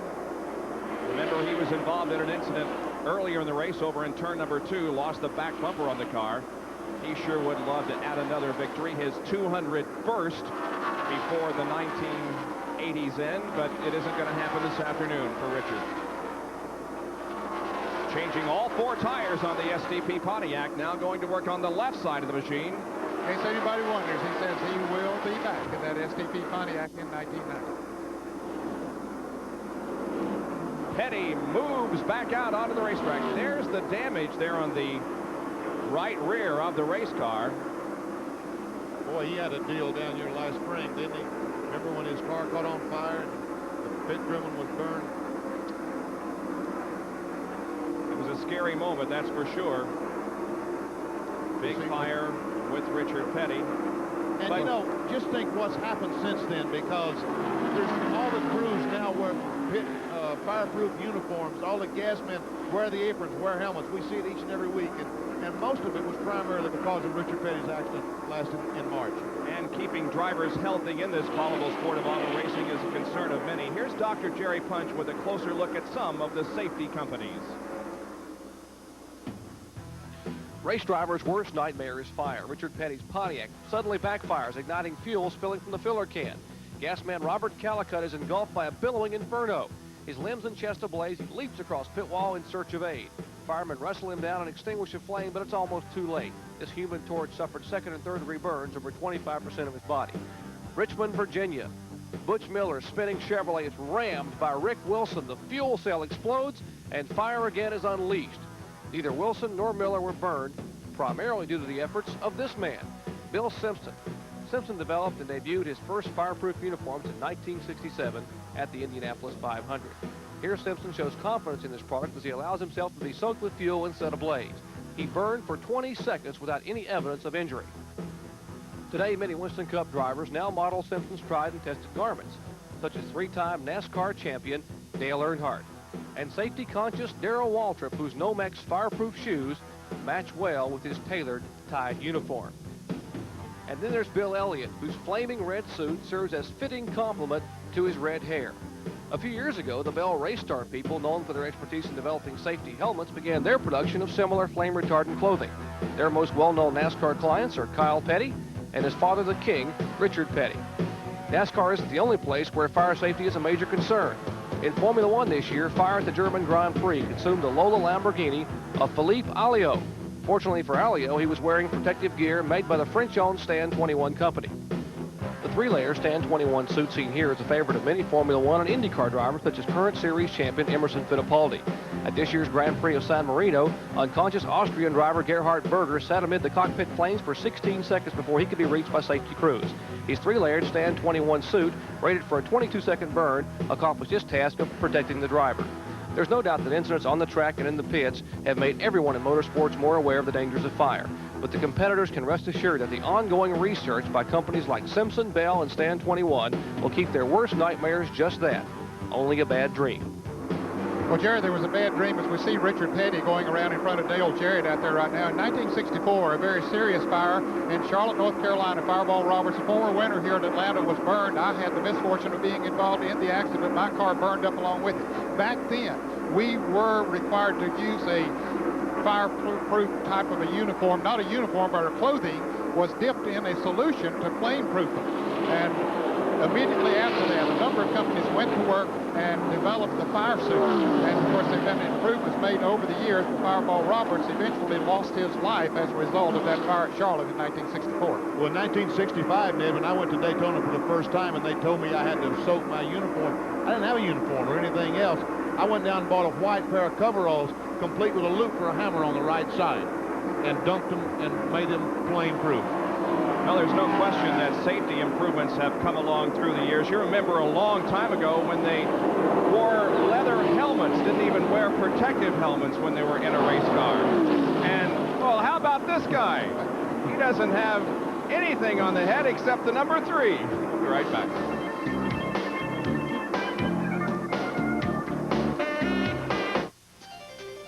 If you love cars, you'll love Auto Week, the news weekly of motoring. Every week, Auto Week puts you inside the world's most exciting cars. GTs, sports sedans, collector cars, 4x4s, front drivers. Auto Week makes you an insider with industry news, personality profiles, old cars, columnists, the best classified anywhere. And nobody covers racing like Auto Week. You get the fastest coverage of Formula One, sports cars, stockers, Indy cars. It's all in Auto Week, the news weekly of motoring every week. Now get a year's subscription to Auto Week. Call 1-800-554-3000 and get 52 issues at the basic price of just $23. Save 77% off the newsstand price. 1-800-554-3000. Operators are standing by. Call 1-800-554-3000 and let Auto Week put you in the driver's seat every week. The product, the vehicles, the testing grounds, the results. STP oil treatment is the edge. Back at Atlanta International Raceway, where Dale Earnhardt is just making a shambles of the Atlanta Journal 500. He passes Ricky Rudd, and that means that there are now only 7 cars in the lead lap. Dale Earnhardt is well out in front of the Atlanta Journal 500. The 66 and 2 cars are in a battle for position. The 66 car right now driven by Rick Mast, and of course Ernie Irvan in number 2. This is the battle for 15th position. Now that 66 car of Travis Carter will be driven next year by Butch Miller. And they've announced that Banquet Foods will be the sponsor on a Chevrolet automobile.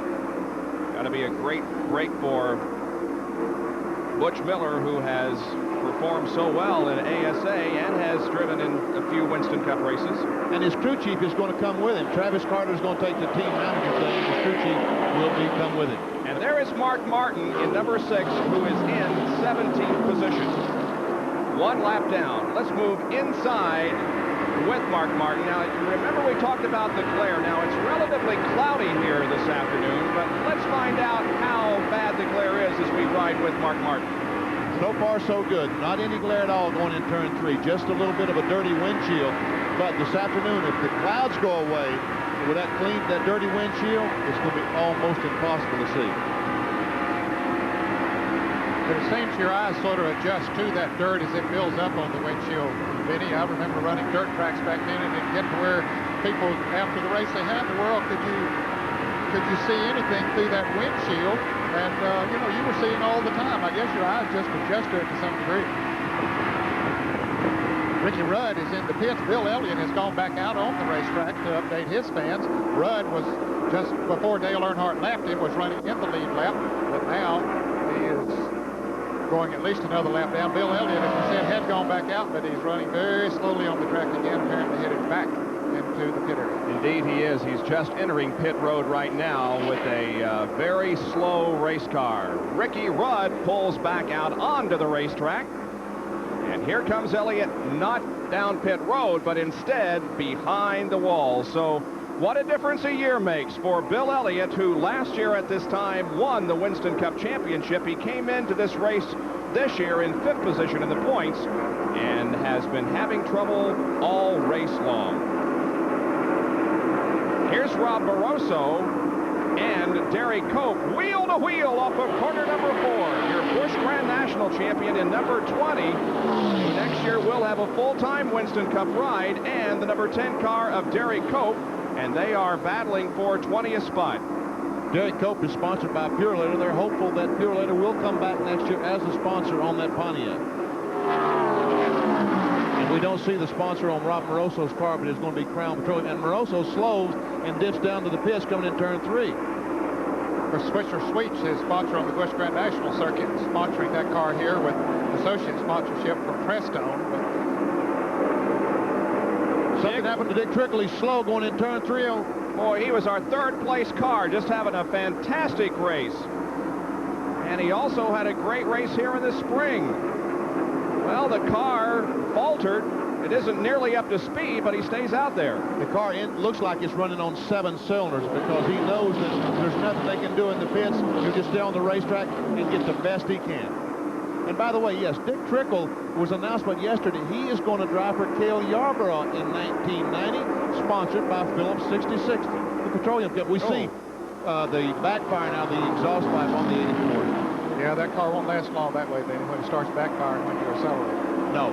And the car number next year, Cale Yarborough's car this year is 29, driven by Dale Jarrett, the Hardys Pontiac. It will be number 66 next year. And the Pontiac, I'm pretty sure of it.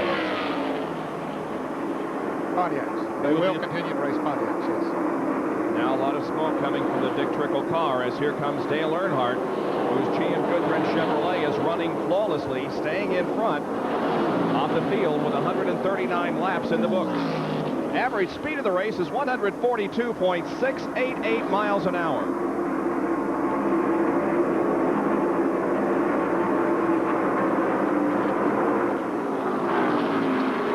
Earnhardt just simply driving away. Already has a full straightaway lead over the 2nd place car, Ken Schrader. Oh, here comes Earnhardt, the leader in the pits. Wow, that was a sudden move off the banking in turn number 4, and Earnhardt is headed toward his pits. Jerry Punch will report on this pit stop. This would be a scheduled pit stop for Dale Earnhardt. They want to run about 55 laps on field. It's exactly what they've done. The Goodwrench Chevrolet comes to a halt. They will change right side tires, cleaning at windshield. All important so he can see. They will make it another 4-tire change. Already loosening the left side lug nuts. Now David Smith and Kurt Shelburne. Smith puts Jack Panique the left side of the car. Shelburne rolls the left front tire away. The new left front tire going on. David Smith has the left rear. Will in 21.4 seconds. He is down and away. And now the leader of the race. Ken Schrader goes by. He goes down in turn 1. Earnhardt's trying to get up to speed as he comes off turn 2. Here comes Schrader. It's going to be awfully close. There's Earnhardt. There's Schrader. Kenny's going to put him a lap down. Yep, they sure will, but I bet it don't take long if the green stays out. Of course, Schrader has a pit stop coming up before long, but in about 2 laps, Dale Earnhardt will be back in the lead lap. Watch it. Boy, he's charging already. Davey Allison is in the pits. Davey was running in the 5th position.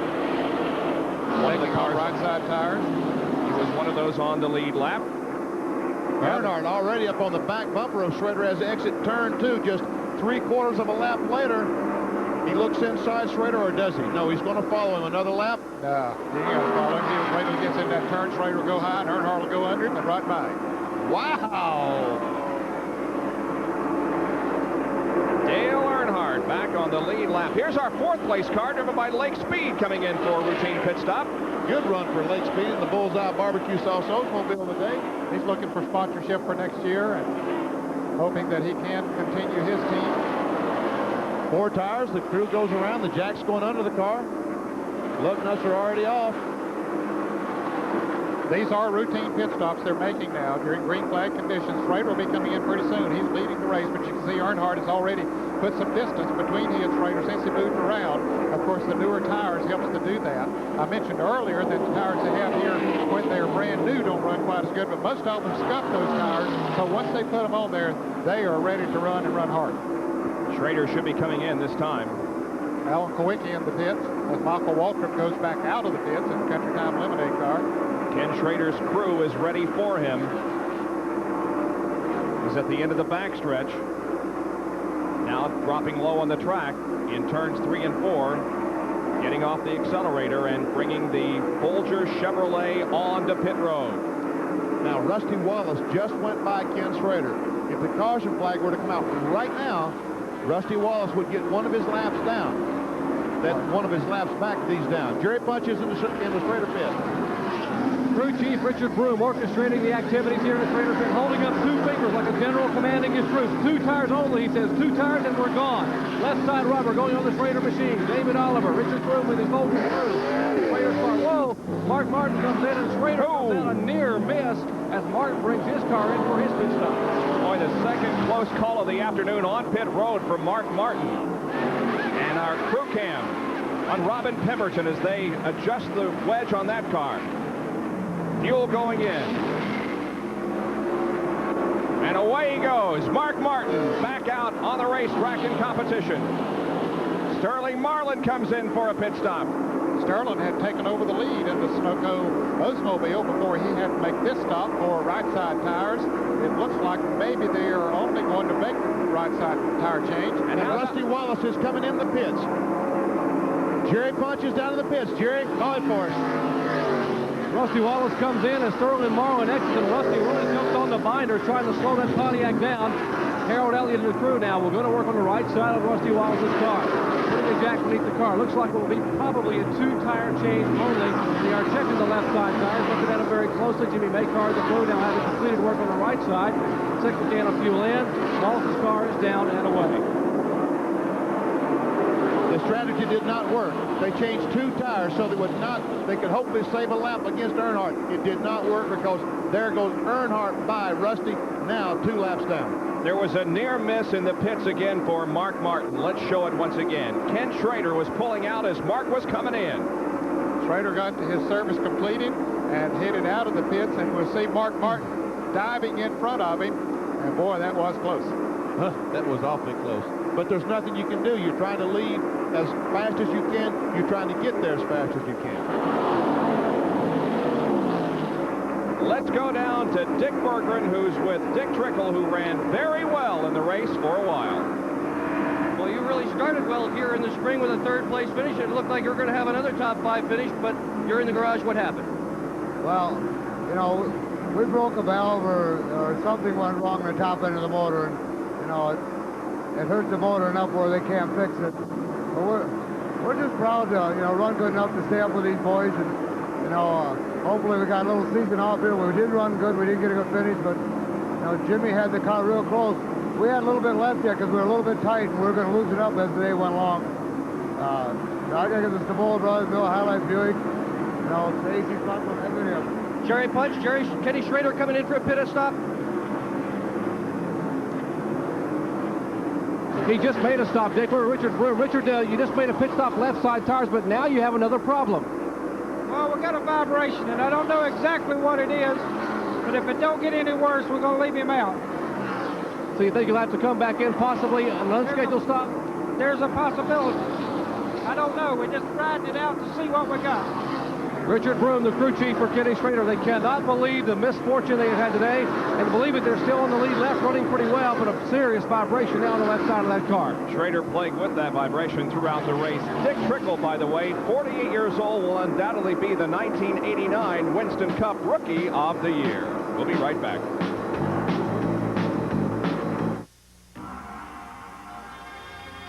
The top 5 in the Atlanta Journal 500, the Winston Cup finale for 1989. Dale Earnhardt is the leader, Ken Schrader is second, Darrell Waltrip third, Jeff Bodine fourth, and Davey Allison fifth. If the race were to end right now, Dale Earnhardt would be the Winston Cup champion. Mark Martin is a lap down, and Rusty Wallace is 2 laps down. The number 17 car, driven by Darrell Waltrip, has not made a pit stop yet. He finds himself in 3rd place.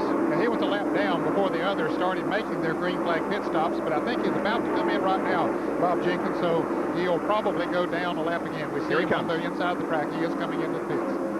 So he was the last among those running on the lead lap to make a pit stop. Jerry Punch is stationed in Darrell Waltrip's pit.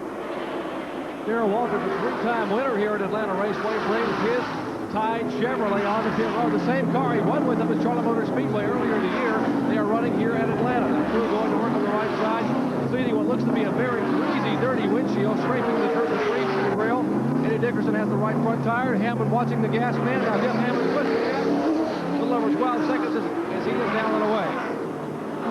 Good pit stop for Darrell Waltrip. Tide machine getting back up to speed. Boy, fuel mileage. You talk about getting some fuel mileage. All year, that car has been phenomenal. As a matter of fact, won the Daytona 500, stock car racing's biggest event, by getting better fuel mileage than any of the other competitors. That's how this 1989 Winston Cup season began back in February. It's been a tremendous year, and now we wrap it all up here this afternoon by crowning the 89 Winston Cup champion. It's still very much undecided, but again, if we were to end right now, Dale Earnhardt, who's the leader of the race, would be the Winston Cup champion for the 4th time in his career. And he's certainly driving in a championship manner here this afternoon. And Richard Childress and the rest of the Goodrich team have certainly done their homework in setting that car up. They came here and tested a couple of weeks ago, did extensive testing, and came here very confident. They thought they would sit on the pole. They missed that by a little bit, but they felt they was in great shape for the race, and proving that they were. Hud Strickland in car number 57. Just passed by Dale Earnhardt. There he is, the Heinz Pontiac. And right behind him is Greg Sachs in the Dinnerbell Pontiac. He was involved in one of our early yellow caution periods. Car spinning over in turn number 2, but there was no damage to the car, or little damage to the car, and Greg Sachs is back at it. Here's the 66 car driven by Rick Mast. Best finish was in Daytona, and this is the car that Butch Miller will be driving next year. Rick Wilson in his final run in this machine. Phil Parsons will be in this car in 1990. And we talk about highway car number 10 just a moment ago being passed by Ken Schrader. The 25 car, Ken Schrader, is going to be sponsored by Kodiak next year because the Folger sponsorship is going over to Mark Martin in the 6 car. And 10, Derek Cope Automobile, sponsored by Purelator this year. Again, hopes next year that Purelator will be back. Car owned by Bob Whitman. And they're going to Chevrolet next year with that team, going away from the Pontiac. And I'll tell you what, Derek has shown some real flashes of brilliance at time this year in the Winston Cup circuit. Rusty Wallace, 6 wins in 1989. The points leader going into this race. He is in 20th position at the moment. He needs to finish 18th or better. Harry Gant has been off the pace all afternoon from the Perry drop of the green flag. He did win a race, though, earlier this year at Darlington. And Harry Gant has had some spectacular runs this fall in that Skull Bandit, but not today. He's made several pit stops, and as you said, really not up to speed at the beginning. Well, the next car we'll see will be Rob Moroso, the 1989 NASCAR Busch Grand National champion, driving the Swisher Sweets Oldsmobile here today, but he'll be in the Crown Oldsmobile, 1990, running for Rookie of the Year. And what a career he has ahead of him. Ricky Rudd in number 26. This is the final race in this car as he changes teams for 1990. He'll be driving the 5 car that is now driven by Jeff Bodine, sponsored by Levi Garrett. It will still be number 5, but it will be sponsored by Kodiak, who is now Rusty Wallace's sponsor. Rusty Wallace's car, number 27, will have Miller Genuine Draft as a sponsor. You'll see the Tide number 17 next year, again driven by Darrell Waltrip. 6 wins this year. Great year for Darrell, 4th in the point standings. The Kroger Pontiac, Ernie Irvin. The plans for this team and Ernie is still up in the air. There's a couple of people trying to put situations together that would involve Ernie Irvin, but we don't know what's going to happen. Well, the sponsorship goes away on this car for 1990. Dave Marcus will lose the Lifebuoy sponsorship, but he'll be back. Yeah, he said he would be back. He says he only needs $650,000 to $700,000 to run the full circuit. You know, the others talk about millions of dollars. Dave said I'd do it for about $650,000. He only has 4 full-time employees. Neil Bonnet currently running 8th here at Atlanta. His best 89 finish was at Rockingham, a 6th. and he is going to be back next year in that car. Here's Alan Kowicki, the guy, the pole sitter today, who had an opportunity to pick up a bonus of $410,400. He is currently in about 10th spot, a lap down, so he's going to have to get going if he's going to pick up the money. Here's Grant Adcox in car number 22, who also competed in the ARCA race yesterday. Had a good run yesterday until the car went away. And here's Kyle Petty in car number 42, all set for 1990. Finished fourth here in the race at Atlanta back in the spring, his best finish of the year, and he'll be back running the full circuit there next year. 3 cars here. Michael Waltrip, who finished 6th at Dover in September. Right behind him, and the number 8 car of Bobby Hillen and Jeff Bodine right there also. Jeff Bodine, the driver of the yellow and white number 5, is going to be driving for Junior Johnson next year in the Budweiser Ford number 11. Bobby Hillen, the plans are still up in the air on that situation. The owners of that car, the Stavola brothers, Bill and Mickey, say they will be back next year, but no sponsor has been announced. There's Sterling Marlin in car number 94. In my opinion, aside from Dale Earnhardt, this guy has been the driver of the race so far. Yes, he has made a strong run from 40th place, now running in 4th place. Here's Mark Martin, and who was in 2nd place in the Weston Cup point standings. Roseline Ford car, 1 win this year, 18 top 10 finishes. And as Benny mentioned, the sponsorship of Pete Folgers on this car in 1990. He's currently 14th, by the way. Here is Lake Speed in number 83. We talked about him earlier, looking for sponsorship, and he too will be back on the Winston Cup circuit. Here's Dale Jarrett in the Hardy's Pontiac number 29, and again, his plans are up in the air for 1990. Nothing concrete except he is going to be sponsored by Nestle's on the Busch Grand National circuit next year. And a great run on a couple of races this year, including a 5th place finish at Martinsville. And Phoenix. And here is Jim Sauter driving car number 44. This is the Bob Tullius machine. Finished 9th at Watkins Glen. And right behind him is the 15 car of Brett Bodine, being passed by Jack Pennington. Brett Bodine is going to drive the 26 car, the Quaker State Buick, next year for Kenny Bernstein. And Jack Pennington, who hasn't run many races this year, his plan's still up in the air for 1990. But he's talking about running full circuit, running for Rookie of the Year. Then we see Morgan Shepherd coming into the picture in car number 75. He will be switching to that car right in front of him, the Motorcraft Ford. That's the Raymock Valvoline car that he's driving this year. Which is going to be driven by Rick Wilson, and the sponsorship is up in the air on that car. And we're back to Dale Earnhardt, who's going to be right there in that same car. I hope you wrote all that down, because there's going to be a quiz later in the show. A lot of changes being made for 1990, but you can bet it'll be another great year of Winston Cup competition. We're at Atlanta International Raceway for the final event of the year, and we'll be right back. Car picking up the leader. There's some debris on the backstretch. Rob Moroso spun and may have hit the wall coming off of corner number 2. Here is Rob making his way to the pit area. Yes, indeed, he made contact. There's some damage there on the rear of the race car. It looks like all the tires are flat. Certainly the right side tires are flat, and there is a lot of damage to the right rear. Here's a replay. Here's a replay as Moroso goes around. And he does make some contact with the left side of the car. I would dare say that he blew a right rear is what caused that problem to begin with, because it looks like the tire came off and blew the right rear quarter panel away. And there were a lot of cars very close behind him, but everybody got through. And Dale Earnhardt had just put Davey Allison a lap down. Here he is in the pits. That's Rob Moroso. And Davey raced Earnhardt back to the pits, back to the start-finish line, but couldn't get by. Here's Dale Earnhardt in the pits. Jerry Punch is there. We would expect a routine 4-tire change for Earnhardt. Earnhardt and Childress were sort of chuckling a minute ago when the caution came out. They said, well, there's a 12-second lead blown all to heck, you know. So, but we'll just try to do it once again. Let's go up and check with Kenny Schrader and Dick Bergman.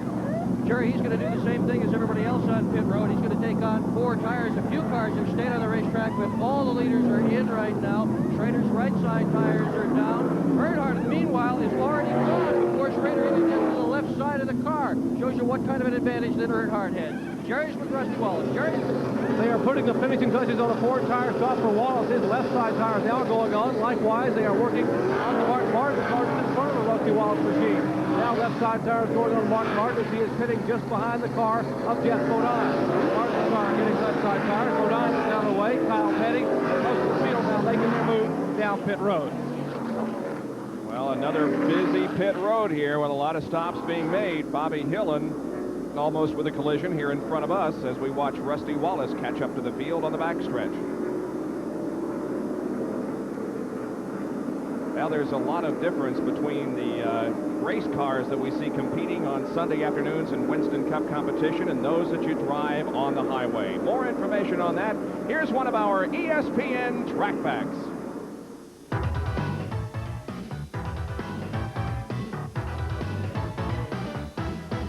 Track facts are brought to you by the Robert Bosch Corporation, makers of Bosch Platinum, the ultimate spark plug. 2 weeks ago in Phoenix, Arizona, during the running of the AutoWorks 500, 2 drivers fell out of the race with, quote, clutch problems. So what happened to Ricky Rudd and Neil Bonnet was that the transmission got hung in 4th gear and they tried to slip the clutches. You can't do that in a Winston Cup car. Let me show you the difference in the clutches. This is the clutch they used to use in Winston Cup racing. See how big it is? This is the clutch they use today, 7 inches across. There's no springs, no cushion at all. And the lining is a metallic lining. When they try to slip this clutch, it gets very hot and will not grip again. Therefore, when you slip the clutch because of a transmission problem, you end up with clutch problems. Back at Atlanta International Raceway, where we are under caution once again in the Atlanta Journal 500 for a spin involving Rob Moroso. 173 laps are completed, and we'll be back in just a moment. 1982, Darrell Waltrip wins the Winston Cup title. Darrell and the Dew Crew won 12 races in '82, including both at Talladega, en route to his 2nd straight title, edging Bobby Allison by 72 points. We're reliving some of the great races and moments from the 1980s here in the final race of the 1980s at Atlanta. If the race were to end right now, Rusty Wallace would be the Winston Cup champion. He has moved up to 17th, helped by attrition. Mark Martin, 2nd in points, is 13th, and Dale Earnhardt is the leader of the race. Let's go to Jerry Punch quickly. Let's update the folks at home about Bill Elliott's situation. Dan Elliott, what's the problem? We broke a rocker arm stud, and it's broke off down into the head, and we can't get it out to repair it. We're running on 8 cylinders, so we just took the rocker arms off that cylinder, and we're running on 7. 7 cylinders for Bill Elliott and a long afternoon left here at Atlanta. All right, thank you, Jerry. Dale Earnhardt will be the leader when we go back to green here. He has led 158 of the 175 laps, and he has almost clinched the lap leader bonus. If he can lead 8 more, he will have led the most laps, regardless of what happens in the rest of the race. Here comes the field off the 4th corner, and the green flag flies once again. You see Davey Allison alongside Dale Earnhardt trying to get by Earnhardt to get a lap back, but no one's been able to pass Dale Earnhardt all day. It looks like Davey Allison is going to have about the same success everyone else has had. And Davey's running in 5th place. There are only 4 cars in the lead lap now. Earnhardt, the car number 25 Ken Schrader, Jeff Bodine, car number 5, and Sterling Marlin, car number 94 on the lead lap. Davey Allison going 5th, 1 lap down. Rusty Wallace is 2 laps down. Here comes Davey. Right behind Ken Schrader. And Rusty Wallace up there trying to catch Earnhardt, get by him and get a lap back. Is this wise, Ned? Well, yeah, I think he needs to get a lap back if he possibly can, even though he's in position right now to be the Winston Cup champion if the race should end right now. But if he can do it and not take any unnecessary chances, okay. But if he passes Dale Earnhardt, he's going to have to take some chances. Actually, it looks like that Earnhardt might have pulled away from him a car length or 2 from the last lap, so I don't think we're going to worry about Rusty Wallace going up and battling with Dale Earnhardt. No, I don't think so either. Earnhardt's car is just working so well. After 2 or 3 laps, just heating the tires, he just drives away from everybody. We saw him this way earlier in the year at Dover, Delaware, when he absolutely dominated the race up there, and he had the car set up the same way here today, where he's complete domination. Here's Ken Schrader in 2nd position. Where's Mark Martin? Here he is, trying to thread his way through traffic once again. He's on the low side of Dave Marcus. This has not been one of Mark Martin's better weekends. He qualified early back in 20th. And he just has never found a handle that you need to get around the racetrack like Dale Earnhardt's getting around the racetrack, like Ken Schrader's getting around the racetrack. Mark Martin just simply has not found it this week. And Ben, it was interesting. He came down here and tested like Dale Earnhardt did, had the track to themselves, and just really set the thing on fire with running some tremendous speeds. Came here with a lot of confidence, figured they was going to blow the doors off of everybody. What happened? Track change? Temperature different now than the testing? I think that the track change, the temperature change is probably one big reason that they lost the handle. But, and again, I've asked them, Jack Roush, Steve Mill, Mark Martin, they really don't have an idea exactly what happened. Yeah, he almost guaranteed people that he would be the pole sitter and win this race, but it hasn't gone well for Mark Martin so far today. He finds himself in 13th position at the moment.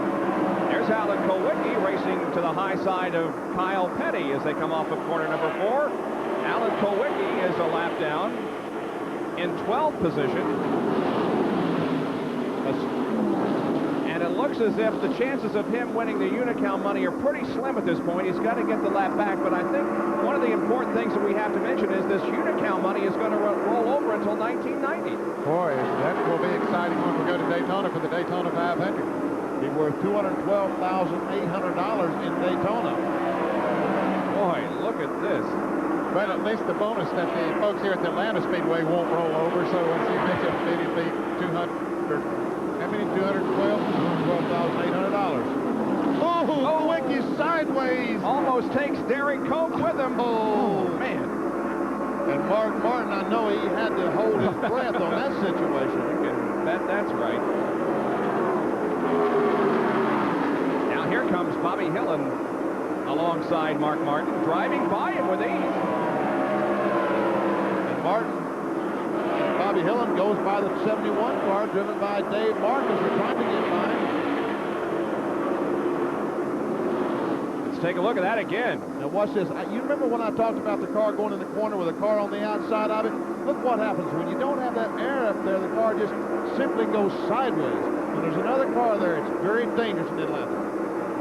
Michael Waltrip didn't have any problem sticking the nose over out there, moving right around the car number 7 of Alan Kulwicki. Here's Dave Marcus slowing down in the Lap Boy Chevrolet. He was the 16th place car, and he's coming in for a stop now. And again, all this attrition that we're seeing is playing into the hands of Rusty Wallace, because every car that falls out of the race just makes it a little bit easier for Rusty Wallace to win the championship. He's taken the wide turn and is going to pull behind the wall. Dave Marcus. Well, you're exactly right. As long as Rusty Wallace can stay out there and the cars keep falling out, the better his chances are of winning the Winston Cup Championship. He doesn't care if he finishes 10 laps down the field as long as he finishes 17th or better. You know, you said a moment ago that he was running 17th. If the race were in, he would win. What would he win by, Kenny? 3 points or something? He would win the championship by 3 points. Well, that's closest, I guess, it's ever been. But, you know, right now, Dale Earnhardt is not driving away from Rusty Wallace. In fact, Wallace might be gaining a little bit on him. Now, Earnhardt might be playing with him a little bit. Don't know, but maybe Wallace has found a little speed, or Earnhardt might have dropped off a little bit from what he was running earlier. Boy, there is so much at stake here this afternoon. There's $1 million waiting the Winston Cup champion, plus all the prestige that goes with it. Dale Earnhardt, what would it mean to you to win the Winston Cup title? Well, we've won, 3 championships, and we've lost 88, and we ended up 3rd behind Rusty and Bill. And this year we've been so competitive, and we led the championship, and to have it taken away from us the way we've had it in the last 3 or 4 races is been a little tough on us. It'd be great to come back and win it in a long shot. The guys just worked really hard for it, but everybody's worked hard, and everybody wants to win that championship. Well, as Dale Earnhardt is telling us what it would mean for him to win the championship, we see Rusty Wallace pulling alongside and trying to get one of his 2 laps back, but now he falls in behind Dale.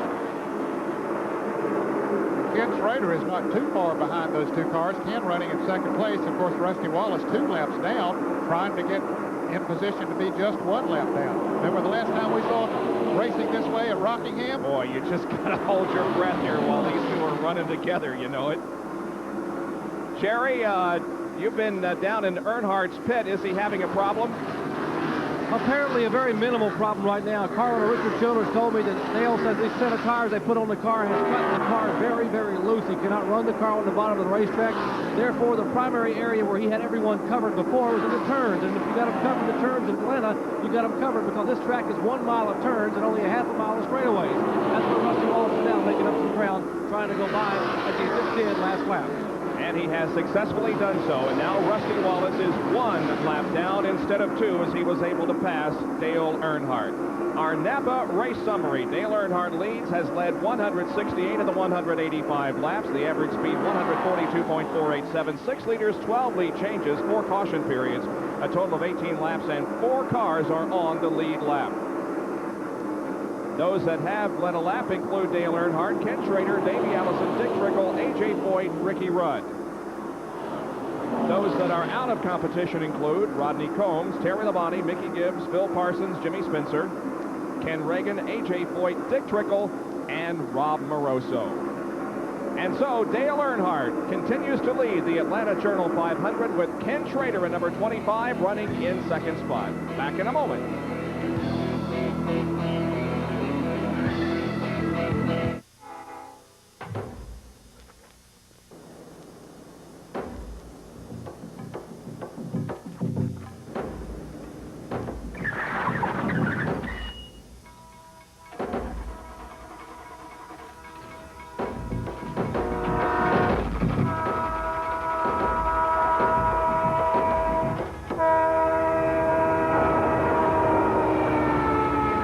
Napa, because there are no unimportant parts.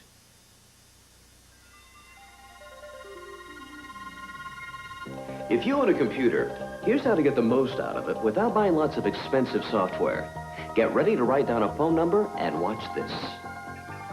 CompuServe combines the power of your computer with the convenience of your telephone to bring you hundreds of online services, like a complete set of encyclopedias and the AP Newswire. It helps you decide on investments, bank, make airline reservations, and shop in the electronic mall. It connects you with other computer owners and offers games that pit you against opponents around the country. You get all this and more, and it's as simple as making a local phone call. To get online with CompuServe and over 500,000 people throughout North America, see your local computer store or call 1-800-522-4477 for a free informative brochure about CompuServe. Call now to get the most out of your computer.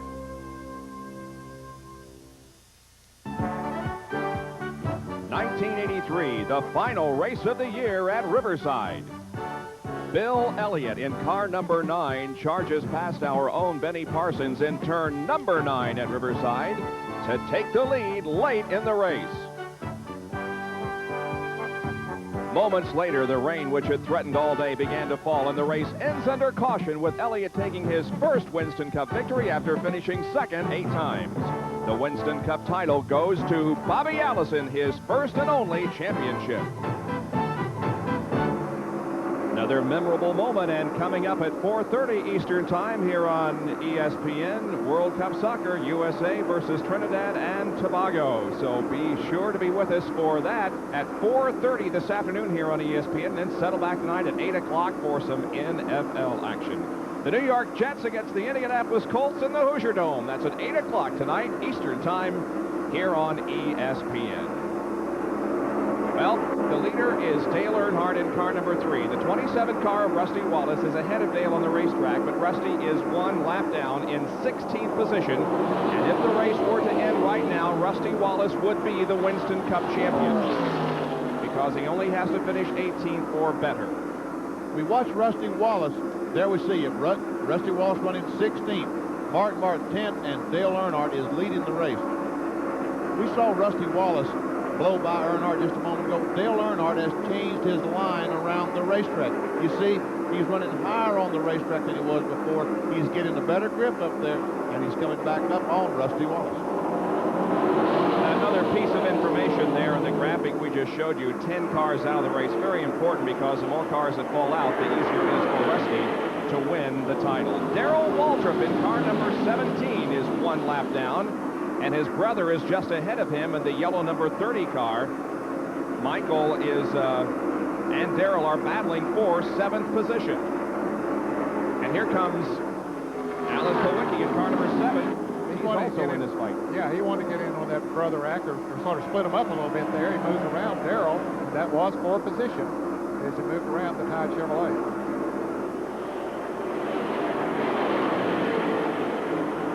Sterling Marlin, the Smoke Oldsmobile car number 94, is on the lead lap. He's the 3rd place car. And there's Earnhardt and Wallace once again. And Earnhardt pulled back up on the back bumper. Rusty Wallace trying once again. to put him 2 laps down. Watch how high that that Earnhardt is running. Let's get down to Dick Berggren, who has some information on Rusty Wallace. Rusty, Bob Jenkins, but a lot of the competitors here get worried around mile 300. Why? There's a mysterious engine ailment that has plagued many of the teams, including Rusty's team this year. And it's plagued Geoff Bodine's team. Bodine has lost 4 valves, all on number 6 cylinder, all exhaust, right about lap 300. Rusty's lost 3 of them. They've been split between number 6 and number 8. Now, nobody seems to know why this is happening. Some guys can avoid it, but some guys can't. The concern in Rusty Wallace camp, obviously, is will it happen to us? They don't even want to talk about this valve situation. But there's only 2 suppliers of valves for the Winston Cup, so you don't have an awful lot of choice about what to do. But one of the guys that's got an interesting solution to the problem is Jack Roush, who builds Mark Martin's engines. He is designing his own valves. He is buying them in lots of 1,000. When they come with lots of 1,000, he rejects about 800 of them, about 80% of the valves. And meanwhile, down on pit road, Jerry Punch is another story. Jerry? We are standing by in the Mark Martin pits, Dick, and there may be a problem out there on Mark Martin's floor. Let's check in with Robin Pemberton. Robin, apparently you guys are watching the car very closely. What are you concerned about? Nothing right now. We're doing the best we can with what we got to work with. We got a little tire rub right now, but nothing to affect us. How did the right rear tire get pushed against the fender? I mean, what happened? I guess he got up against Jeff a little bit in the corner. Okay, they're watching trouble down in turn 1 and 2. We have a car on fire after having hit the wall in turn number 1. Brad Adcox. Car at the bottom of the racetrack. Still a little bit of fire seen from underneath the car, but mostly smoke from the Grant Adcox car. This brings out our 4th caution period of the afternoon. Safety vehicles arriving on the scene. This is down in between turns 1 and 2. Now, Dale Earnhardt is racing Rusty Wallace back to the start-finish line. He wants to keep him that 2 laps down, so he's got to run hard. His crew has told him where the trouble is on the racetrack, so he does beat Rusty Wallace back to the start-finish line, keeping Wallace 2 laps down. Both drivers get on the brakes to slow and go by the scene of the accident. We'll replay it and get just the tail end of Grant Adcox sliding down the banking after touching the wall. Well, he's not touched the wall. He's hit it awfully hard with the right front. And it appears as though he's knocked an oil line or something because there is some oil spewing on the exhaust system on the car. That's where the fire is coming from. That quickly extinguishes when the car stops. So 203 laps are completed now, and the caution flag is back out at Atlanta International Raceway on this November afternoon in which we wrap up the 1989 Winston Cup season. We'll see them coming into the pits this time around and expect a 4-tire change from the Dale Earnhardt crew. As you can see, they have the sign lifted very high for him, so he'll know where his pits are. And that is important because he is pitting all the way down at the end of pit road. To get that sign way up high, he's able to pick it up right away and judge where he has to stop. Some other guys who do not have that, it's hard to judge where you're going to stop because all you see is a mass of humanity. All right, here comes Earnhardt, and Jerry Punch is right there. Goodrich Chevrolet comes in, and they will, as Ned indicated, they will make a 4-tire change here down on the leader's car. Right front tire going on, Kurt Shelburne into the crew. And Rusty Wallace also getting right side tires as they are making a 4-tire change on Wallace's car as well. Bodine is in, and Mark Martin is in front of Rusty Wallace. Now the Jack putting the left side of the Wallace car. Left side tires going on the Earnhardt car. Left rear lugs going on. Let's go up to Dick Berggren in the Kenny Schrader pit. Well, Jerry Schrader's crew has been a bit behind Earnhardt, who's going now, and they're just now getting the left rear tires. Schrader, who dropped.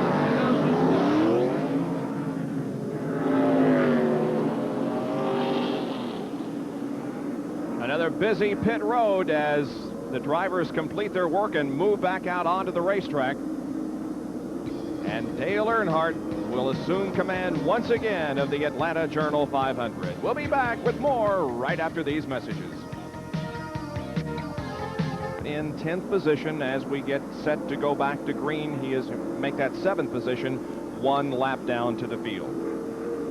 I would say that's a 30 car because he's been running with that 30 car most of the day. And Rusty Wallace is in 16th position, 2 laps down, but again, he only has to finish 18th or better to win the Winston Cup. Dale Earnhardt is doing all he can to win the Cup because he is leading the race and has led the most laps. Well, Benny Parsons has had his Hat of the Week for just about every race this year in Winston Cup competition. Here's the appropriate final installment.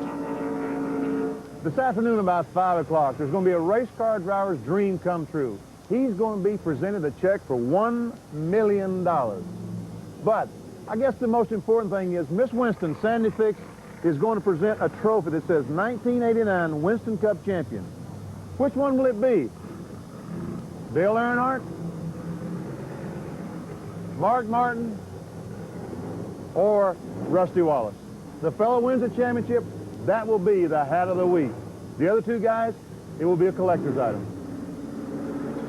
And if you would like to send us your Hat of the Week, we'll be back with it in 1990. Send it to Benny Parsons, 112 Main Street in Ellerbe, North Carolina, zip code 28338. We'll be back after this. In the car. We see them with the jaws of life peeling the roof of the car back. They're trying to bend it. You see they're trying to bend the roof so now there it's bending. Now they're finally able to where they can get down to Grant to extricate him straight up out of the race car.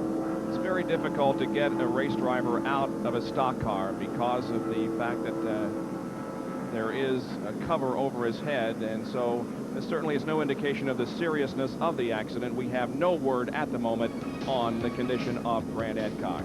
But we are under caution, and we'll be back after this. Here in the Atlanta Journal 500, the leader is Dale Earnhardt. Ken Schrader is second, Sterling Marlin third, Jeff Bodine fourth, and Michael Waltrip is running fifth. There are 4 cars on the lead lap. Sixth is Davey Allison, seventh Michael Waltrip, Alan Kowicki, Darrell Waltrip, and Mark Martin, 8th, 9th, and 10th. 11 through 15, Ricky Rudd, Morgan Shepherd, Lake Speed, Neil Bonnet, and Davey Allison. And then 16 through 20, Rusty Wallace, Ernie Irvin, Derek Cope, Dale Jarrett, and Harry Gant. 16 through 20, by the way, all are 2 laps down. Grant Adcox has been removed from the automobile. You can see he is being loaded into the ambulance at the moment, wearing a neck collar. But again, we don't have any information on the seriousness of the crash, but we have seen many, many crashes in Winston Cup competition that appear to be very bad, and the driver can walk away relatively unscathed. We hope that there has been no serious injury sustained by Grant Adcox in this accident up in turn number 2. Now that the driver has been extracted from the car, it should be a relatively short period of time now before the car is moved off the track and we can get back to green flag racing once again. We're deciding the Winston Cup champion here at Atlanta. Here for King Richard Petty. It's the Firecracker 400 at Daytona in July. Richard battles with Cale Yarborough to the caution flag through the tri-oval. Petty wins by inches. It's his 200th career victory, and joining the celebration is President Ronald Reagan. Later that year in Riverside, Terry Labonte wins the Winston Cup title for car owner Billy Hagan. Remembering some moments from the 1980s in Winston Cup competition. Grant Adcox's car on the back of the truck, severe damage to that car. There we see the right side. We can see just how hard did Grant hit that wall. You know, and my brother-in-law was explaining to me the other day, he was about how he fell out of the bleachers at a football game. And it was about 2 stories up. And I said, you just described to me what it feels like to hit the wall in a race car running about 150 miles an hour. Yeah. It's something that most of us will never experience, thank goodness. All the air leaves your body. When you hit, all the air leaves your body. And honest, if you're okay, it takes about 2 minutes before you can really get a decent breath. You're trying to, please, I hope, you know, that's one reason I quit, folks. I never got used to that feeling. Isn't it a lot safer and a lot more fun up here? Oh, it's a lot of fun. Thank you very much. While we have the opportunity, let's just say thanks to all the people who have made our 1980 Winston Cup races hopefully successful and enjoyable to you, the fans. 1980? Did I say 1980? 89. Well, 89. A lot of people from NASCAR, of course, help out. Dick Beatty and Les Richter and Chip Williams and all the other NASCAR people that help out, not to mention Bill France Jr. and his family. And all the racetracks that we go to are treated very well by the racetrack personnel. And we appreciate that. It makes our job just a little bit easier as we travel many, many miles during the course of a racing season, but it's all worth it when we can bring you some good, close, exciting racing competition here on ESPN. Still under caution because of the Grant Adcox crash. Dale Earnhardt is the leader of the race. Mark Martin is shown in 8th position, and Rusty Wallace is 16th. Back after these messages. 10 is Greg Sachs in the Dygaard Racing R&D car. With the same engine that Richard Petty had won with the year before, Greg pulls off the upset of the decade. At Darlington in September, dollar bills were falling for Awesome Bill. Elliott won $1 million at the Southern 500 after earlier victories that year at Daytona and Talladega. Bill won 11 races in 1985, but Darrell Waltrip captured his 3rd Winston Cup championship that year. Darrell Waltrip, the champion in 85. Who will it be in 89? We have yet to determine that, but the green flag has just come out. The car is moving through the second turn and down the backstretch. Lap number 214, so we've got 114 more laps to go. Dale Earnhardt is the leader. Grant Adcox has been removed from the car and taken to the infield care center. When we have word on his condition, we will pass it along. We do not have any word at the moment. That car going out of the pits is Brent Bodine, who has had a rough day here in the Bud Moore Motorcraft Ford. This is the last race he'll be driving that car. We're going to Kenny Bernstein, of course, as we mentioned earlier. Rusty Wallace is 2 laps down at number 27. The second place car is 25, Ken Schrader. That red car there, 3rd in line.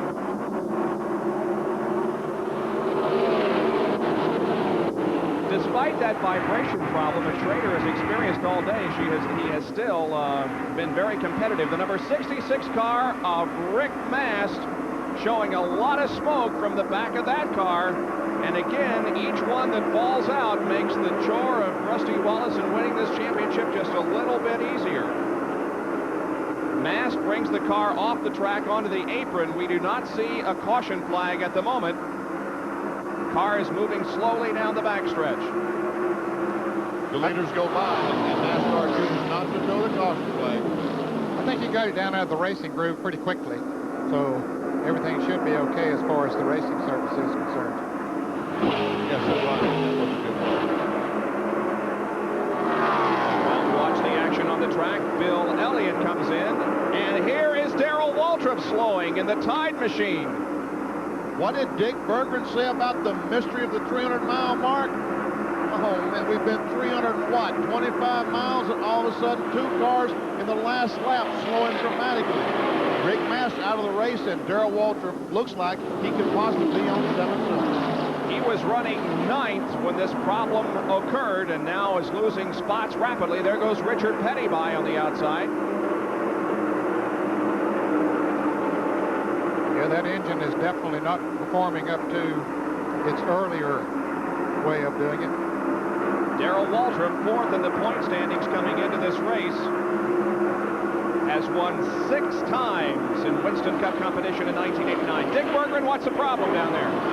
Well, it's something wrong with the carburetor. They're not entirely sure what it is right now, but if it's carburetor, at least that's something they can fix. And they do have a carburetor here in the pits. They're getting ready to put it on if they do decide to bring him in. But the car is just blubbering, it's not running properly, and they think it's a fuel carburetor type problem. So the guy that won the Daytona 500 to start off the 89 season is in trouble here in Atlanta. But, Bob, I think his 4th position is pretty secure as far as the point standings are concerned. He had a 119-point lead over Bill Elliott coming into this race. And, of course, the problems that Bill Elliott has had here today has him many laps down. So I think Darrell's secure as far as that 4th place in the point standings is concerned. We're watching a great battle for position from Mark Martin's car. Just ahead is Alan Kowicki, also involved in this. Kyle Petty at number 42, the 30 car of Michael Waltrip. All 4 of these guys are battling for position. This is 5th, 6th, 7th, and 8th. You're right, Bob. This is a great race. Cars evenly matched, all running in about the same place on the racetrack. Mark Martin trying to look on the inside, and Kyle Petty putting a little bit of distance on his competitors. Kyle Petty had a tremendous run going today in that Peak Pontiac. Yes, he has run very strong in that car. He is a lap down, got caught in that early green flag round of pit stops. He had made a pit stop when Dick Trickle had not, and that put him a lap down, but he has run with the leaders ever since. Kyle Petty is 5th, then Michael is 6th, Kawicki 7th. Here is the battle for 2nd position involving Ken Schrader at number 25 and Sterling Marlin at number 94. Well, wouldn't that be something if Sterling Marlin could get up to 2nd place after starting dead last? 42nd starter today. He qualified 6th, but as we said, he crashed his car in practice on Saturday morning, had to resort to a backup car. In NASCAR rules, when you do that, you must go to the rear of the field. As we watch Kawicki trying to go inside Michael Waltrip car. That's Kawicki in the 7 Xerox, Michael Waltrip in the yellow number 30 Country Time car. That's 5th, 6th, 7th, and 8th positions that we're watching there now as Alan Kawicki tries to take over the 6th position from Michael Waltrip. Looks like he has it. Yes, indeed, he does. Now let's watch Mark Martin, but look at Michael Waltrip battle back on the outside. It's 3 abreast coming off the 4th turn. Mark Martin is on the inside, Kawicki in the middle, and then Michael Waltrip. Mark Martin backs out. Yeah, I think he decided that was not the smart thing to do, to stay down there 3 abreast and let those guys race a little bit and try to pick a better time to move around.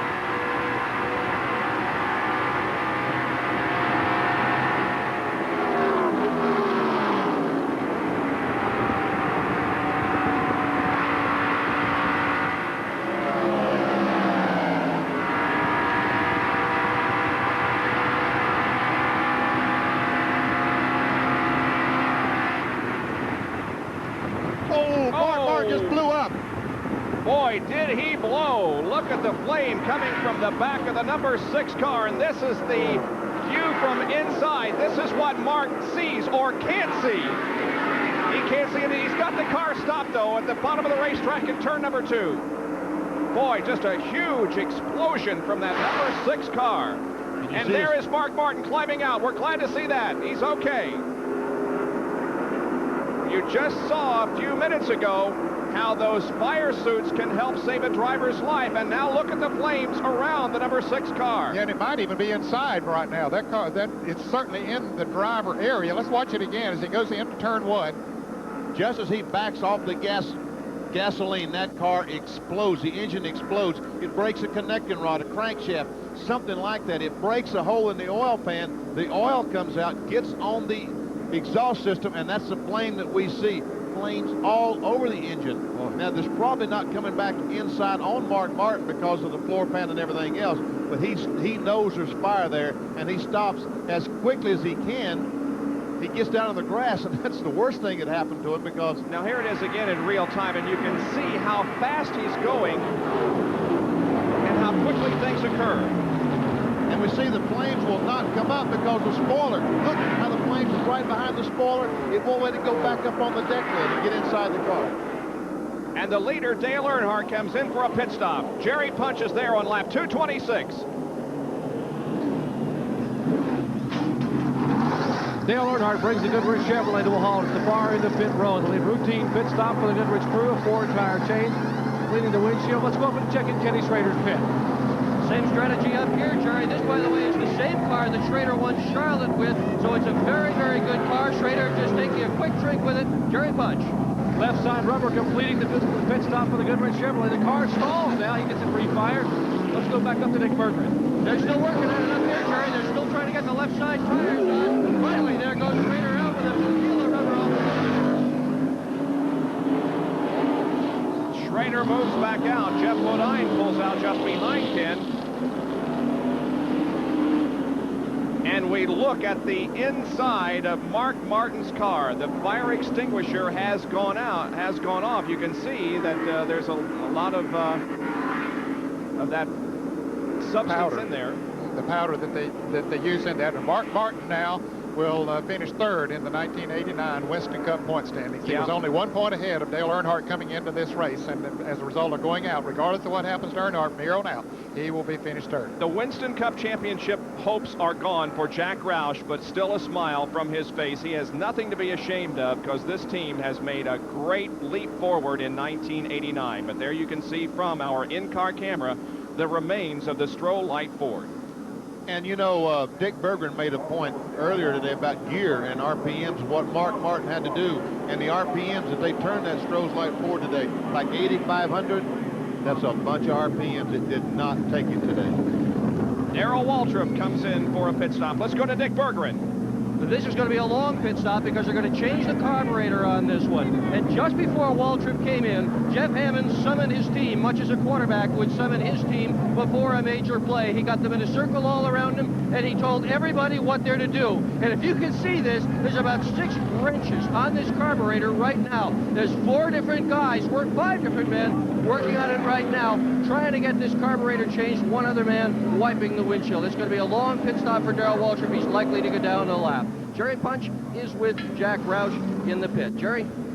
Well, Dick, the mood is a little more solemn here in the Stroh's Light pit. And Jack, you got to be proud of the effort the team put forth and your young driver, Mark Martin. You gave it a good hunt today. Yeah, Mark did a real good job. We missed our setup a little bit on the qualifying attempt on Friday, and then thought we had the car right yesterday in practice, but it didn't do quite what we needed for it to do today. It looks like we broke our engine today. That'll be the first engine all year if that's happened. We're sorry we couldn't run all day, but we're real proud of our year. We've had a great year. Certainly enjoyed Stroh sponsorship the last 2 years, and of course Ford with their good Thunderbird. But we look forward to coming back next year, coming back real strong. We're going to test all winter, and we're going to keep our engines running on the dynamometer. Whatever happened today, we'll try not to let that happen again. A 2-year-old team, for the first time in NASCAR history, had a shot at winning the Winston Cup title. That team, directed by Jack Roush, it has now gone up in smoke. Their year is over, but they'll be back, as Roush said. And it's only the 4th DNF that Mark Martin has had in 1989. So that's just an indication of how successful this team has been. Again, a replay. Watch the car erupt at the end of the straightaway. Boy, did it erupt. And of course, we see the flames come out immediately from probably a broken oil line or something.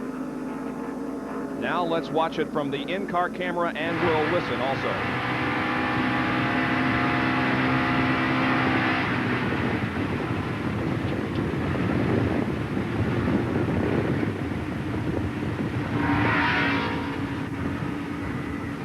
From there on, all you could see was a bunch of smoke in the cockpit, and that's what Mark Martin had to deal with. Man.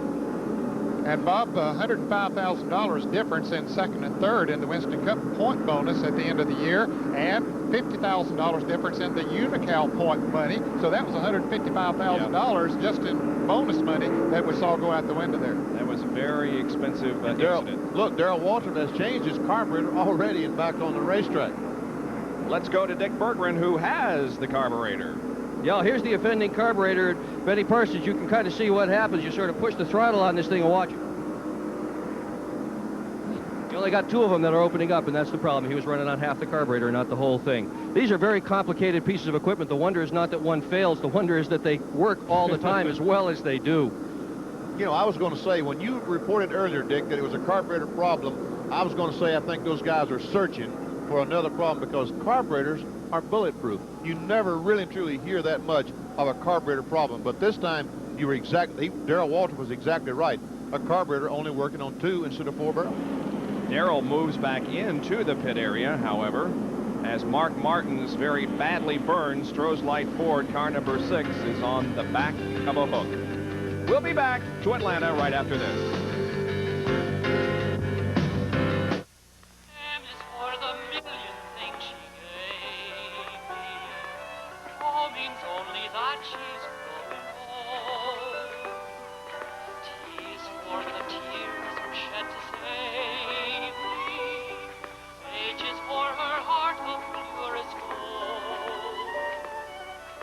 Moms in compact cars, like the hot little Dodge Shadow.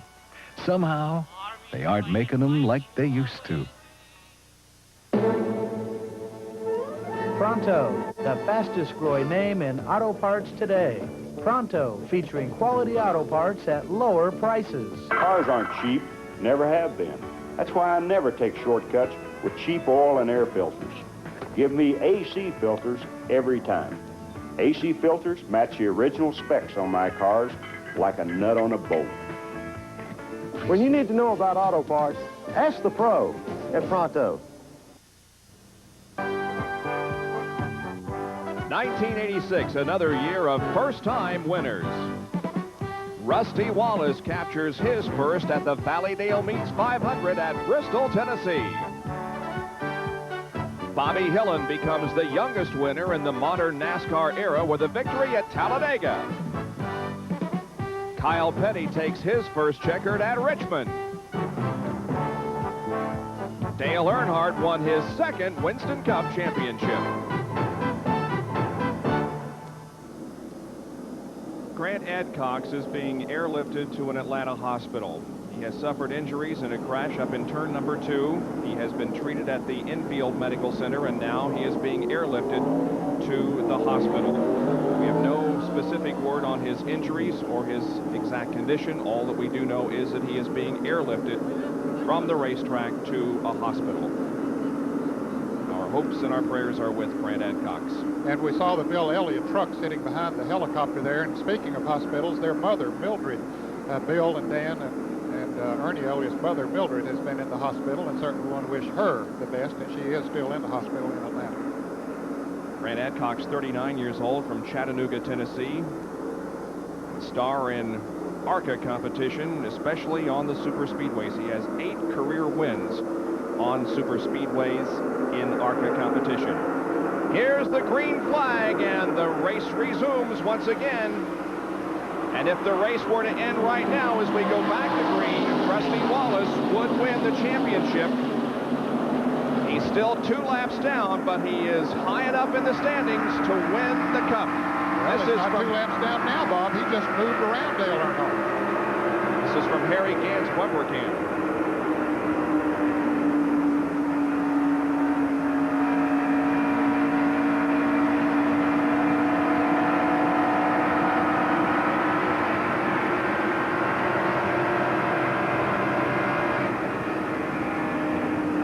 Ernie Herman moves right in on Harry's car.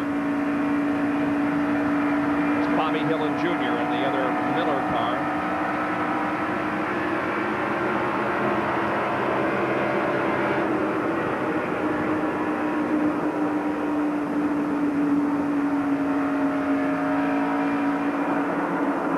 Quite a shot. And now Rusty Wallace had moved around Dale Earnhardt and is only 1 lap down, but Earnhardt has caught him back now. We'll see if he's able to pass Rusty and put him 2 laps down once again. Sterling Marlin was the leader on this restart. It didn't take Dale Earnhardt long at all to dispense him and get him out of the way. Earnhardt now the leader of the number 3, black number 3, the leader of the race. 25, the red car, Ken Schrader, is second. The 27, white 27, that's Rusty Wallace, who, as Bob Jenkins mentioned, if we could just finish the race in this position, would be the 1989 Winston Cup champion. Sterling Marlin is the 4th car in line and is 3rd in the standings. So that's how close 1st, 2nd, and 3rd are running. And of course, Rusty is leading him down the backstretch. Now 1 lap down. There's Sterling Marlin up from last starting position.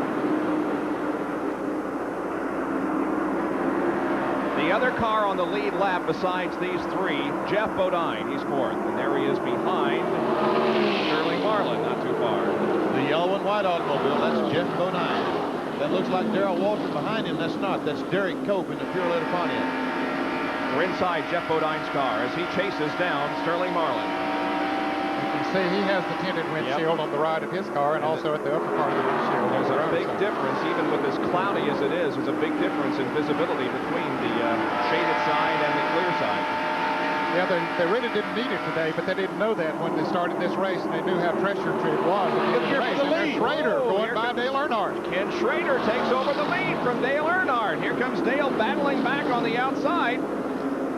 Wheel-to-wheel competition. One of these guys going for the Winston Cup championship, while Ken Schrader, who came in 6th in points,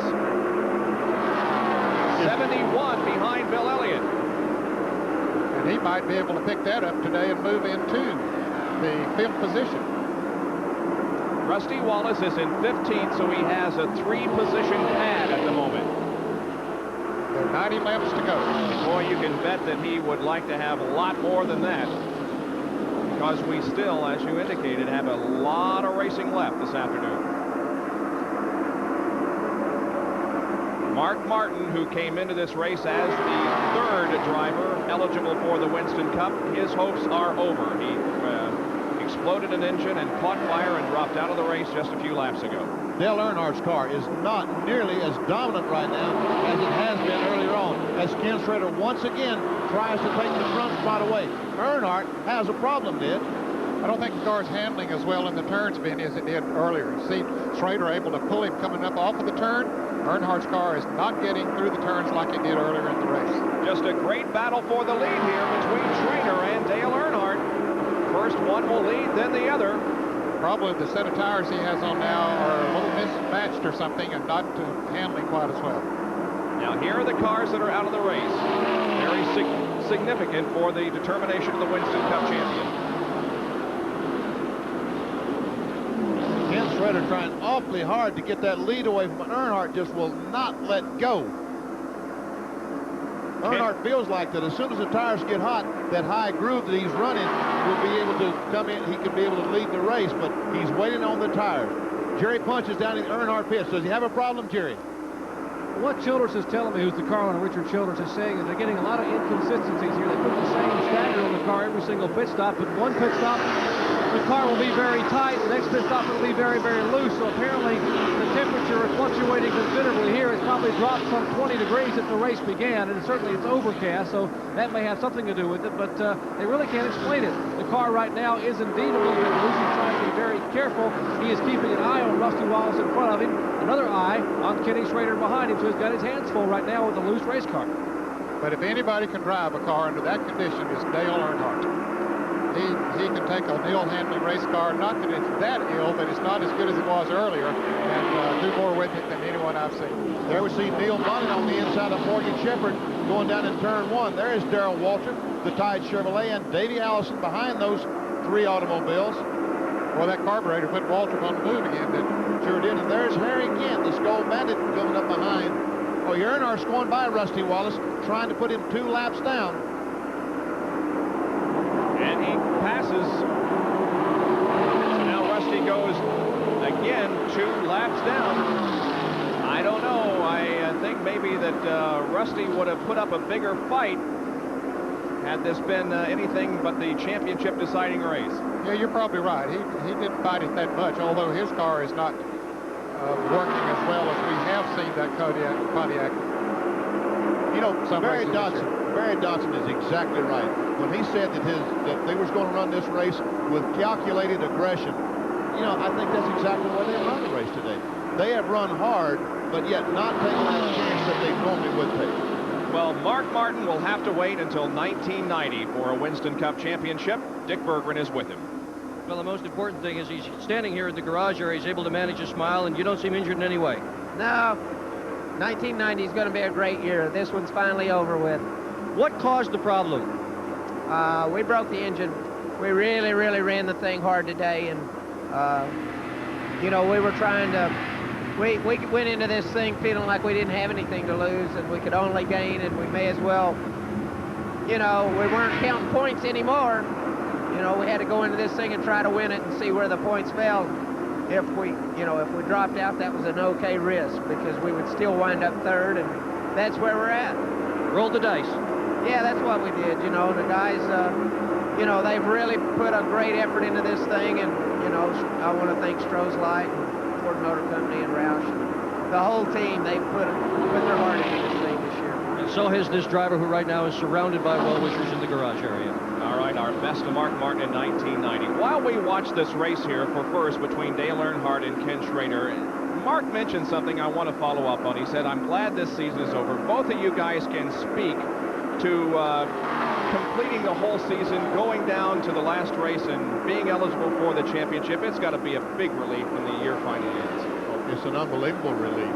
As you know, in the job that I'm in right now doing TV, I hate to see the season end. I I'd love to go to a race next week and do it in the week after that. But these fellas, Mark Martin, Dale Earnhardt, Ken Schrader, all the crews, they need a break because they've been going after it since February the 1st as hard as they can go.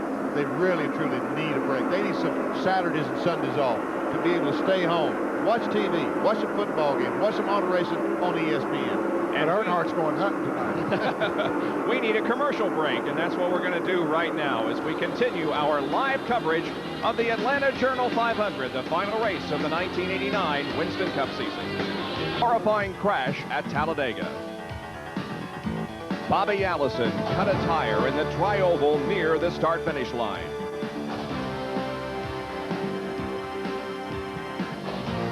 This accident could have changed the sport of auto racing as we know it had the car gone into the grandstand.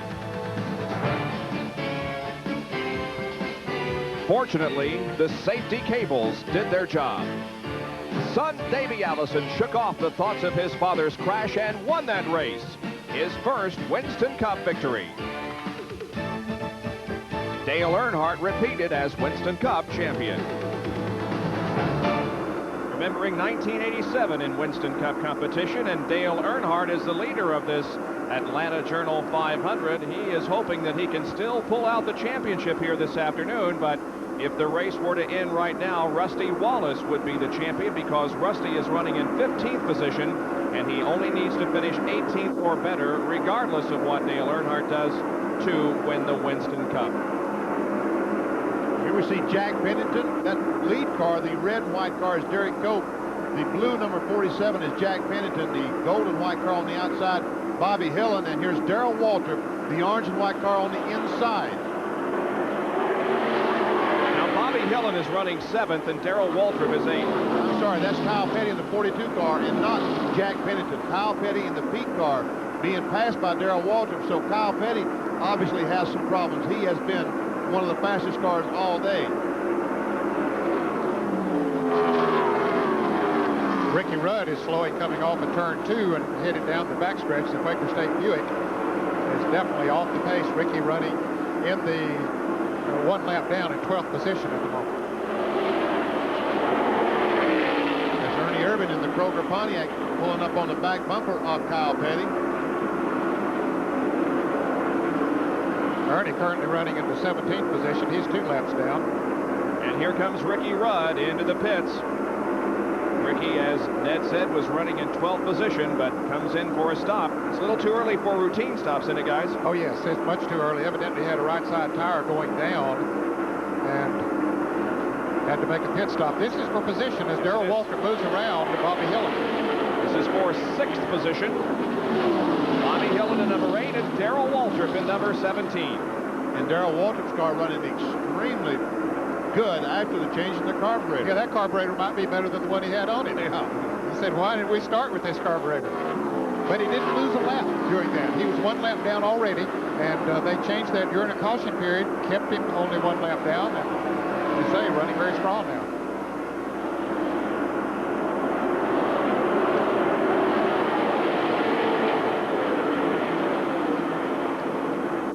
Bobby Hillin, even though he was black flagged twice, once for jumping the flag on a restart, and then another time for, well, in fact, the same time he went out of the pits for that penalty. He got above the white line. They brought him back in, but he is only 1 lap down, so he is having a very good run here today. He finished 30th in March, and his best run of the year was at Watkins Glen, where he came home in 5th spot. There is Kyle Petty, was running in 6th position until just a few laps ago. He's dropped back a couple. Yeah, as Benny said, he had been one of the fastest cars on the racetrack. Apparently, the set of tires he has on now is not matched quite as good as some he had earlier, but he's still running good, but not quite as fast as he was. His best finish of the year was here in Atlanta in March. He finished 4th. The 21 and 75 cars are also battling for position. This is Neil Bonnet in number 21 and Morgan Shepherd in number 75. Shepherd, a high line through the 4th corner. Boy, he is up on the top side of the racetrack, trying to get that green racetrack, trying to get that good bite. This is for 9th position. Harry Gant is right behind him, but Harry is 2 laps down. These 2 drivers, Morgan Shepherd and Neil Bonnet, are only 1 lap down each. Larry currently shown in 19th position. There is Neil Bonnet, who is in 9th. Morgan Shepherd is in 10th.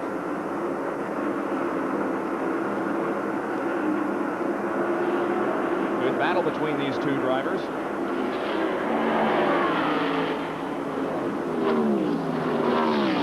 Morgan Shepherd still up on the top side of the racetrack. There we see Dale Earnhardt, our leader, as he has been most of the afternoon.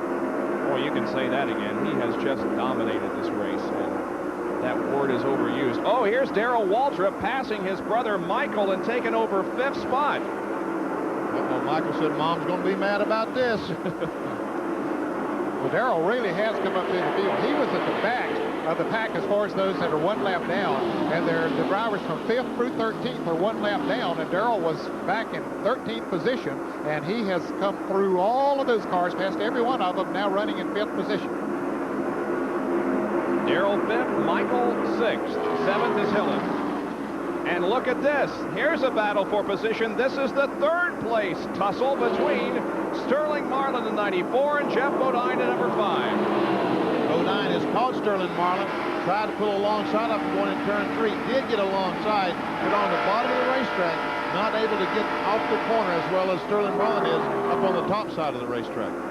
Earnhardt leads, Schrader 2nd, in this battle for 3rd. We're inside Geoff Bodine's car.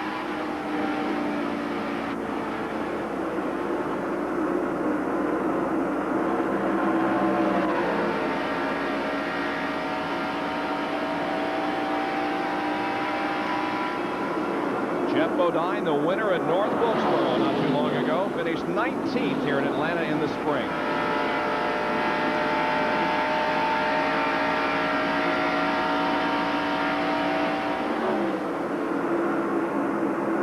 Well, Sterling Marlin doing a nice job holding off the challenge of Geoff Bodine for the moment. Sterling hanging in there in 3rd position. The number 16 car driven by Larry Pearson. Now, when we did our field review several laps ago, we left out a couple of guys, and this is one of them. Larry Pearson, car number 16, currently is 3 laps down in 22nd position. His best finish of 1989, an impressive 6th at Richmond in the first race. Another car that's looking for a sponsor in 1990. This is sponsored by Chattanooga 2. And right behind him, the 02 car, and that car, Ned, is Richie Bickle, and he is running the Alka-Seltzer sponsorship that we normally see on Jimmy Means' car. Now, Jimmy did not make the field here in his own car, and so he got Richie Bickle to carry that on the side of his car, and he's doing a good job out there today. Of course, Jimmy Means will have the Alka-Seltzer sponsorship for 1990. He was very disappointed. There is the 02 car that we see. It's a Buick, one of the former Haas Ellington cars, carrying the Alka-Seltzer colors here today. And Bickle, one of those guys who moves up to Winston Cup competition from some of the shorter racetracks. He's run some all-pro races and now sets his sights on the Winston Cup Series for 1990. Rich Bickle.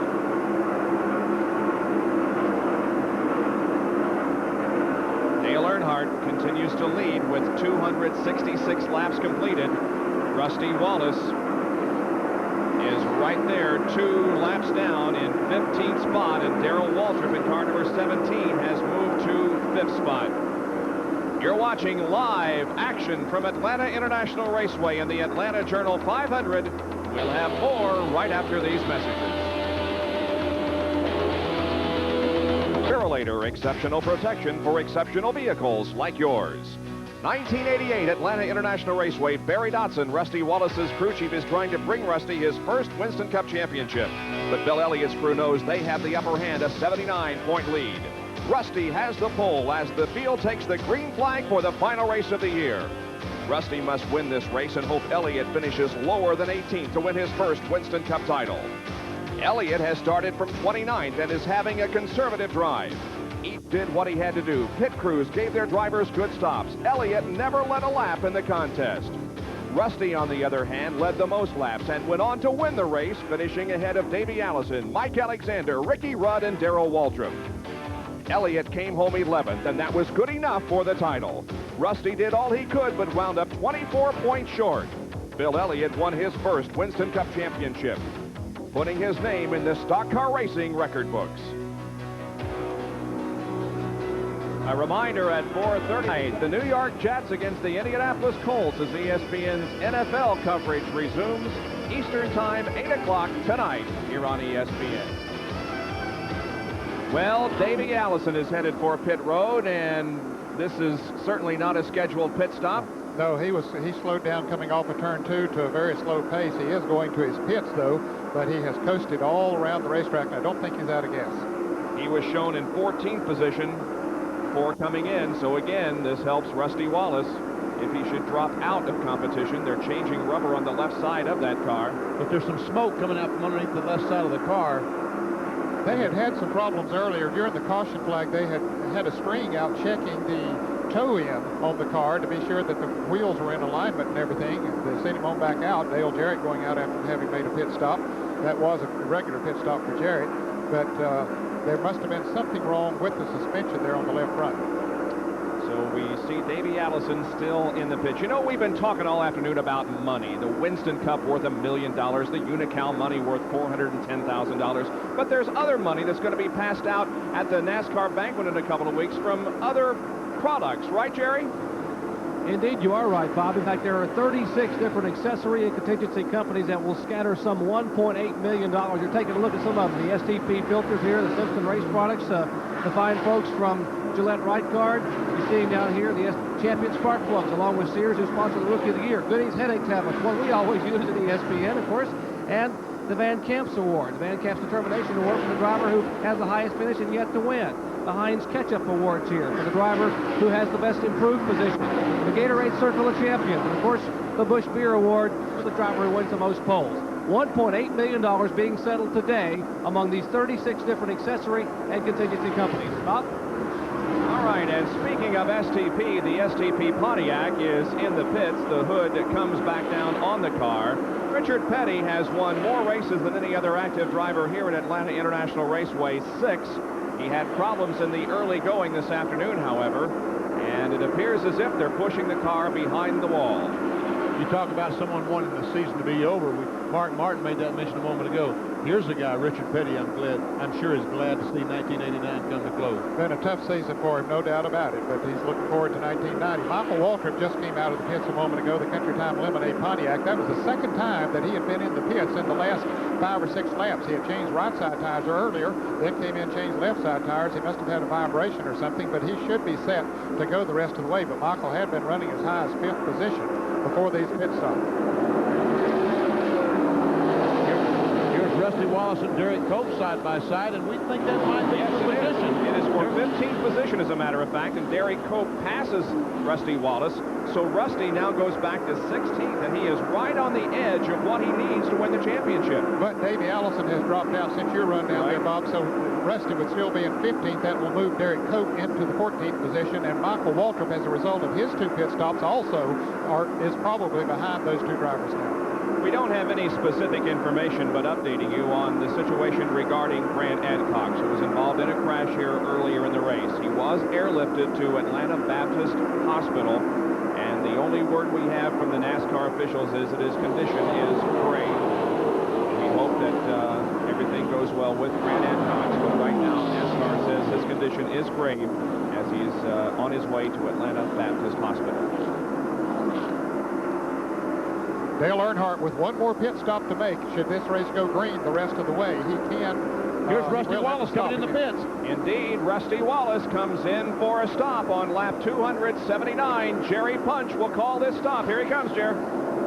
This should be his final pit stop for the day. Earnhardt scheduled to come in about 3 laps, but right now it's all Kodiak Pontiac on pit road. Drew for the final time today, and probably for the final time it will be for the year. And they take the right side tires off. Jimmy Maycar, Barry Dotson, and the crew now working on the right side of the car. John Dotson, he is down. His car has been fueled, and he is away. Kodiak Pontiac heads for turn 1. Why does Norman fall every time? Boy, I'll tell you, he stays with the car as long as he possibly can, and it got him in a little bit of trouble that time. We've seen it happen before that Norman Koshimishi slipped and fell. And here's a good battle. Yes, it is. Jeff Bodine and Sterling Marlin are going at it for 3rd position. Talk about equally matched cars. These guys have been running together for many, many laps. Arlen has been successful in holding off Jeff's challenge for most of the afternoon. As we go inside Jeff's car once again. Dale Earnhardt is pitting. The leader is on pit road for the final time. Well, will he change 4 tires or will he change 2? Jerry Punch, he's coming towards you. I would guess they would go with 2 tires, and they are working the right side of the car the 3-time. Winston Cup champion weighs off that Gatorade cup, and I don't want it. I got business to take care of. Right side tires going on. They just look at the left side tires, clean the windshield, and Chocolate Myers getting that second can of fuel, all important. He is down and away. 13.4 seconds, he's back to turn 1. That means Ken Schrader takes over the lead of the Atlanta Journal 500. There he is, but he'll be needing a pit stop shortly. It won't be this time around. You know, the similarities between this year and last year are uncanny. Here, Dale Earnhardt is doing everything he possibly can to win the race. He's dominated it so far. But if things continue to go the way they have, Rusty Wallace will finish within the top 18, and he will win the Winston Cup. But again, we've got many, many more laps to go. Schrader continues to be the leader of the race. He's passing the guy that was in the catbird seat last year, Bill Elliott, and winning the Winston Cup. Going around Richie Bickle, who's carrying that Alka-Seltzer sponsorship there. Richie has stayed in there all day. Pretty good run. Kyle Petty is in the pits in the Peak Antifreeze Pontiac going out. Michael Waltrip is back in with the hood up on his car, so Michael having some tough luck here late in the race. Now we see Sterling Marlin put a little bit of racetrack between himself and the 4th place car of Jeff Bodine. These will be the next cars going in the pits in just a moment. Ken Schrader, our leader, has not made a pit stop either. We know that none of these cars will be able to go to the end of the race without making a pit stop. But they say Schrader could go a little while before he comes in. Jeff Bodine about to come into the pits now in the Levi Garrett Chevrolet. And let's go to Jerry Punch. They are waiting for him to make his entry on the pit road, and we are told they are going to bring Rusty Wallace back in because they have some loose lug nuts. But Jeff Bodine, the order of the day here in the pits. Bodine, Levi Garrett Chevrolet getting right side tires, and Rusty Wallace also making an entry down pit road. Could be a costly miscue here late in the race. They are going to work now on the left side of the car. He overshot a little bit as Bodine exits pit road. They will change left side tires. Maycar being rolled that tire by Harold Elliott. Left front tire going on. John Dotson has the left rear. Barry Dotson watching every single lug nut. Wallace screams the car back in gear and heads for turn 1. That time Norman stayed on his feet. Norman, I'm proud of you, buddy. And this was an unscheduled pit stop for Rusty Wallace because he had just been in, and he now goes 4 laps down. Wow. This thing is not over yet, ladies and gentlemen. Don't leave us here because we've only got about 50 more laps to go, less than 50 laps to go, and the Winston Cup Championship has not been determined by any means.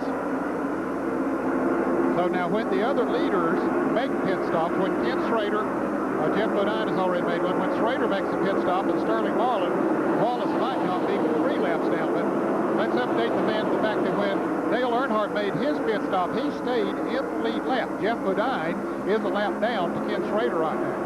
Here's the leader, Ken Schrader, putting a lap on Dale Jarrett. He'll be in for a pit stop soon, but for the moment, it's Ken Schrader in command of the Atlanta Journal 500. That's the end of the pit stops for today. Well, that puts Dale Earnhardt back in the lead, and with a big lead as well. He's going to be well over a half a lap ahead of whoever comes out in second place. It'll either be Ken Schrader or Sterling Marlin. While we watch Dale Earnhardt, Michael Waltrip, who was running in the top 10, has gone behind the wall, so add another to the list of those who have dropped out. Rusty Wallace, there he is on the racetrack. We're checking to see exactly his position. 21st is what we have officially. Now, here's a smoking. Pole position, winner Alan Kawicki was smoking going in turn 3. He has been running slow for a couple laps. He came in and made a pit stop and hasn't gotten back up to speed yet. Maybe now he will get back up to speed, but he coasted into the pits. Okay, let's go down to Jerry Punch. Jerry, that second pit stop that Rusty made, what was the problem? Well, that pit stop, as you said, cost him 6 spots from 15th to 21st and may cost him $1 million. Let me show you what happened. He possibly said, I think I have loose lug nuts on the left side. Well, you remember when they came in the pit stop for prior, they didn't change left side tires, so this tire had been on and wheel had been on for quite a while. Apparently the lug nuts may have worked loose with all the torque in the corner. You see the studs were actually galled out the inside here of the wheel. This wheel was beginning to wobble and vibrate on the car. It was probably just before coming off. They came in wisely, took this wheel off, put a new tire on. But the concern now, fellas, is how about the studs that were being twisted and torn here by the torque of this wheel in the corners? Will those studs hold these final few laps? Boy, there is sure a lot of questions to be asked and answered here in the final few laps of this race. That could be a problem. It could be a problem, but his heart almost stopped that last time because Bobby Hillin went down in turn 3, lost the car a little bit right in front of Rusty Wallace, and while he was getting the car back in shape, Rusty went by him. But I know Rusty had to say, oh boy. Let's present this scenario. If Dale Earnhardt wins the race and Rusty finishes 19th, there would be a tie in points. Who would win the Winston Cup? Rusty would, because he has the most wins. So he needs to finish 18th or better to win the title. If he finishes 19th and Dale wins the race, he still wins the Winston Cup, but he is running 21st at the moment. Now here's this incident you spoke of. Watch Bobby Hillin on the inside of Derek Cope. They almost get together, and Hillin almost lost control. Rusty can't stand to see anything like that. Running out there in pretty good shape right now by himself with Derek Cope behind him. There are only 5 cars on the lead lap. And our leader is Dale Earnhardt. By a wide margin. And once again, the reason there are 5 cars as opposed to 4 that we had earlier is the fact that Darrell Waltrip hasn't made a pit stop, green flag pit stop. He is in 3rd position at the moment, but he'll have a pit stop coming up before too long. So the drama continues here at Atlanta International Raceway. We still don't know who's going to win the Winston Cup. Stay with us. Here is the story. Rusty Wallace is running 19th now. Mark is out of the race and out of the Winston Cup Championship battle. Dale Earnhardt is the leader of the race. If it were to end right now, the season would end in a tie for points, but Rusty Wallace would win the championship because he has more wins. There is Rusty. That's only fitting. As crazy as this season has been, a tie would be perfect. Well, you know, we came in here this afternoon, and it appeared to be a pretty easy task for Rusty Wallace. All he had to do was finish 18th or better, but it's been a terrific struggle for this man this afternoon while Dale Earnhardt has dominated the race. Let's go to Jerry Punch, who's with Barry Dodson. Well, actually, they are frantic here in the Kodiak pit. Barry Dodson and Raymond Beadle here talking to Rusty, trying to find out, Barry, from what we are told, you are running 19th, and if you stay there, it will come down to a dead-even tie between you and Earnhardt, but you guys would win it by virtue of having more career victories. Do you feel like Rusty can move up and win it outright? He asked me who we're racing. I said, everybody out there. Just pass them, but be careful. We'll take it any way we can get it. I tell you, somebody's trying to make it awfully hard on us. Indeed, they have come back. They have fought back from laps down and now tire trouble and a near disaster a couple of times on pit road. And they are trying their darndest to get a rundown from his score to find out who is running at 18th, 17th, and 16th, so Rusty can go after whoever he can catch these final few laps. Well, I wonder why they really want to know who's running ahead of him. I mean, sure, you got to pass every car on the track, but there's Dale Earnhardt. And Dick Berggren is with the owner of the car, Richard Childress. Dick? Well, I bet your strategy is going to be pretty simple until the end of the race. Why don't you tell us what it'll be? Well, we're just going to keep going just as hard as we can right now. That's what we planned to do when we started the race. That's what he's doing right now. Very simple for you guys. No calculations, no math. Just stay out there. Now, we don't even know where the deal is. We're just going as hard as we can. That's the story. They're going to go as hard as they can, and this day they have gone very, very hard indeed. Well, it's interesting that he said they didn't know where the deal is, and what he meant was how they stood as far as the points are concerned. Again, they're doing everything that they have to do. They're winning the race, and what else can they ask for except for bad luck on the part of Rusty Wallace? By the way, Bob, we talked about the hat, and next year, I know you want to send me one, but if you want to send me a hat, you got to have to figure out a racetrack that it fits and kind of make a hat. Don't go buy one and send me a $3 hat. I won't get it on, you know? Spend the winter coming up with something creative, right? Yeah, right. Well, the winter is ahead of us, but we first have to establish a winner of this race and the Winston Cup. And we have got Now less than just about 20 laps to go before the end of this race. We'll be right back. Atlanta Journal 500 from Atlanta International Raceway and the determination of the 1989 Winston Cup champion. Dale Earnhardt leads the race after 311 laps, and Rusty Wallace is now shown in 15th position. He just passed Dale Jarrett on the track, moving him to 15th. Mark Martin is already out of the race. Rusty Wallace will win the Winston Cup, or would win the Winston Cup if the race ended right now. And this is how Rusty picked up another position from Dale Jarrett. Just moved up on him, moved around the outside of the Hardee's Pontiac. And everyone out there right now realizes there is a championship at stake. No one is going to take a chance on blocking Rusty Wallace or Dale Earnhardt. Both these guys basically have clean racetrack. Rusty last year came here in second position. So what's the difference between being in the title hunt last year and the position you came into this race this year? I said a lot of things to Bill at the end of the year, and I think I came in that race so pumped up, so excited, wanting to win, and I set a goal that I was going to do it. I met every one of the goals. And afterwards, when I lost, I thought, darn, I wish he just got up and raced with me. Come on, get up here. And I was bitter about it. Now I understand a lot more where he's coming from. But then again, I don't know if Bill Stroke or if his car just wasn't running as well as he wanted to run. That's what I really want to believe. And if that's the case, I understand more of what happened and why I done. And I guess I just need to apologize for a lot of the hardcore statements I said. Because now I'm in that same position. I understand it's a different type of pressure. I can tell you it's much, much easier being behind in the points because I know what I'd do. I'd go out here and I'd mow this whole field down and I'd win. And that's what I plan on doing. But then again, I don't want to run the engine so hard I got a chance of blowing it up. I've got a good enough lead right now. I can afford to have a little bit of insurance. But that's not what my fans want to see. They want to see the hard-driving Rusty Wallace up front, tires ablaze, and going to the front. I don't know if you've seen any tires ablazing, but hopefully you'll see me up front. Well, he is not up front, but he is up front enough to win the Winston Cup at the moment. He is running in 15th position. It has been a struggle for him. I wouldn't necessarily say that he has stroked it all day because that car has just not been up to speed most of the afternoon. No, I don't think Rusty Wallace has stroked today. I think he's basically performed as well as the car would. But, you know, with the championship in mind, I'm sure they made a lot of changes to the car that rendered it ineffective the way it is now. Well, the unscheduled pit stops is what has put him behind. He hasn't run as fast as Dale Earnhardt has, but he has run faster than many of those that are in front of him. We got 12. Excuse me, Bob. We're running one race for a point championship. As I said, back in 1973, it all boiled down to one race. And there's no words to describe how tough it is. I just can't tell you. When he comes down this time, there will complete lap number 316. 12 more laps to go for Rusty Wallace before he wins the Winston Cup for 1989. Dale Earnhardt continues to be the leader of the race. And Dale Earnhardt is in the same straightaway with Rusty. When Rusty looks in his rearview mirror now, going down the back straightaway, just then he saw Dale Earnhardt.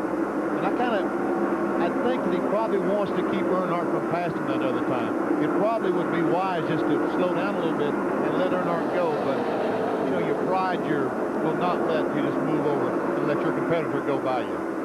Now we're showing you how far Dale Earnhardt is behind Rusty Wallace. Not very far, really.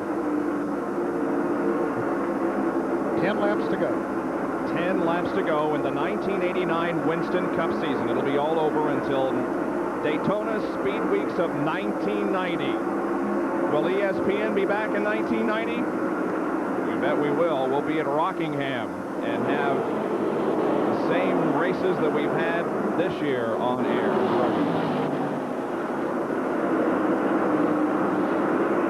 Rusty Wallace, just 9 more laps now.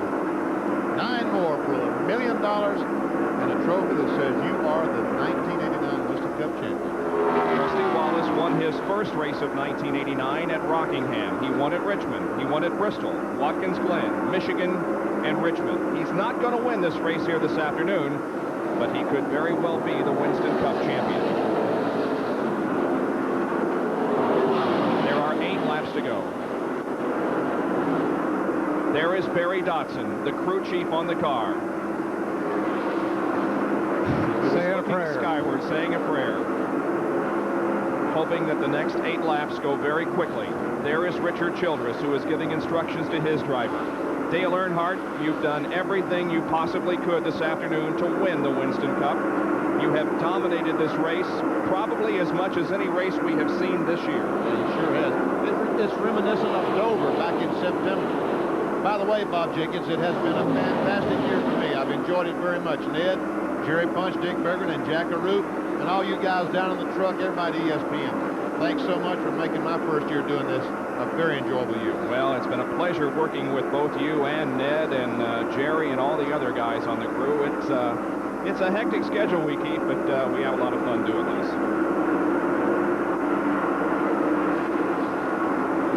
It'll get better, Barry. Cheer up. Well, it is a tense moment for the crew, Wallace, knowing that all they got to do is make 6 more laps. 6 more laps is all he needs. What's he hearing inside that car, Benny? He's hearing every stone that comes up. Above the noise of the exhaust, he's hearing every stone that comes up and hits the floor fan. He's hearing everything that can possibly happen, that's ever happened in his life.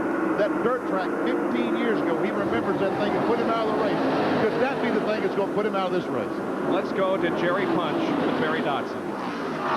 As you watch Barry Dodson on the wall, he is watching a driver who will make all their dreams come true. Just a moment ago, Barry leaned down, put his hand on my shoulder. His whole arm was shaking. His whole body is quivering here. He cannot stand what's happened in these last few laps. They have waited so long. And the entire Kodiak crew now lines up along the wall and looks to their right, watching turn 4, watching for their driver come down and win possibly that Winston Cup title.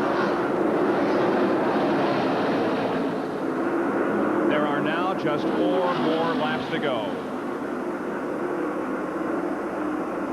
Dale Earnhardt again continues to lead, and Dale Earnhardt is doing and is about to do exactly what Rusty Wallace did last year as far as coming here, winning the race, picking up as much points as he possibly could, but he's going to fall short in his bid for the Winston Cup.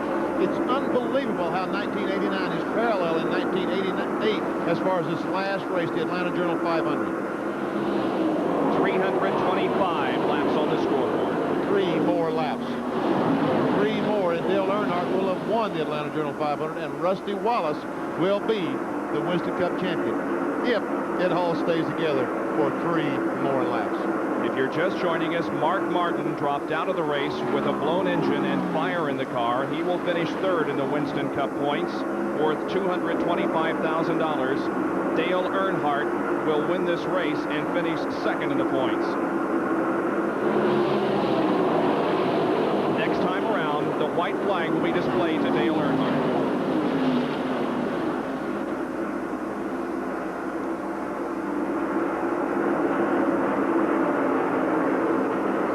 Rusty last year, you remember how anguished he was at losing the championship by 24 points.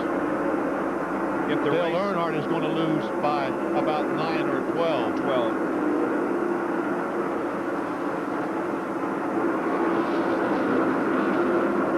White flag. 1 more lap to go for Dale Earnhardt. And Rusty Wallace. And Rusty Wallace in his bid to become the 1989 Winston Cup champion.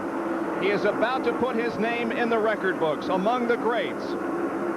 Buck Baker, Lee Petty, Joe Weatherly, Ned Jarrett, David Pearson, Bobby Isaac, Benny Parsons, Cale Yarborough, Richard Petty, Bobby Allison, Terry Labonte, Darrell Waltrip, Dale Earnhardt, and Bill Elliott. Here comes the checkered flag. There's the end of the race. Dale Earnhardt wins the Atlanta Journal 500.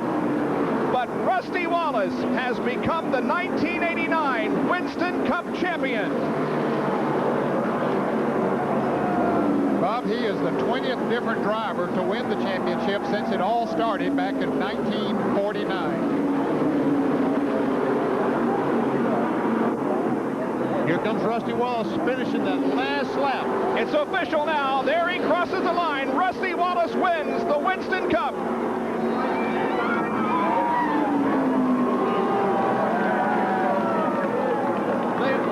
Jumping and celebrating. Barry Dodson, congratulations. You are the Winston Cup champions. They are having a moment here together. The crew chief, Barry Dotson and Rusty Wallace, they have worked together for so long, and so long they have waited this moment. They certainly deserve it. Barry, congratulations, partner.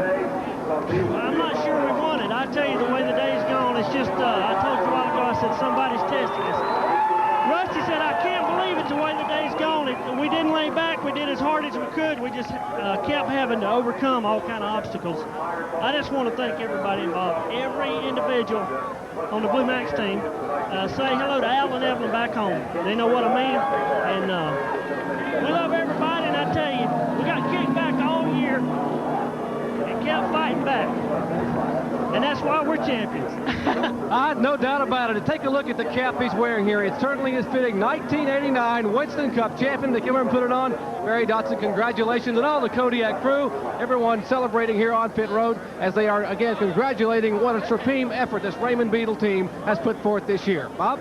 All right, thank you very much, Jerry. Congratulations to Barry Dotson and Rusty Wallace. Dale Earnhardt is in victory lane, and we will be talking with him momentarily. Earnhardt with an outstanding performance here this afternoon. And we will go to victory lane and talk with the winner of the Atlanta Journal 500 in just a moment as Rusty Wallace takes another Winston Cup victory lap.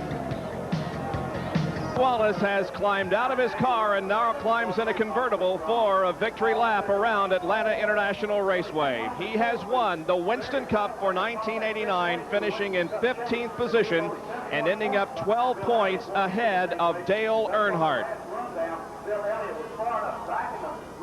Quite a moment for Rusty Wallace as he took a couple of victory laps around the racetrack, then pulled in, jumped on the top of his car, and now has gone into a convertible. Well, let's go to victory lane now for our winner's circle interview being brought to you by the Die Hard Battery. Now with more power when you need it most, Dick Berggren. Well, Dale Earnhardt, you could not have done more than you did today to try to win this championship, leading so many laps, such a strong run. Well, we did all we could do.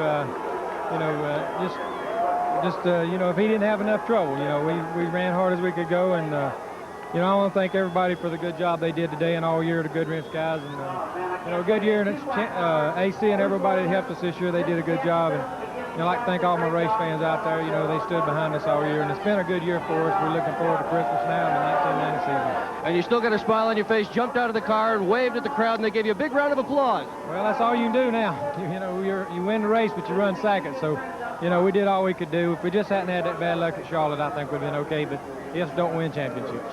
Did you know where Rusty was in the last few laps? Well, I knew he was up there in front of me. If I could get another lap on him, whether it made a difference or not, I don't know, but he just didn't have enough bad luck today.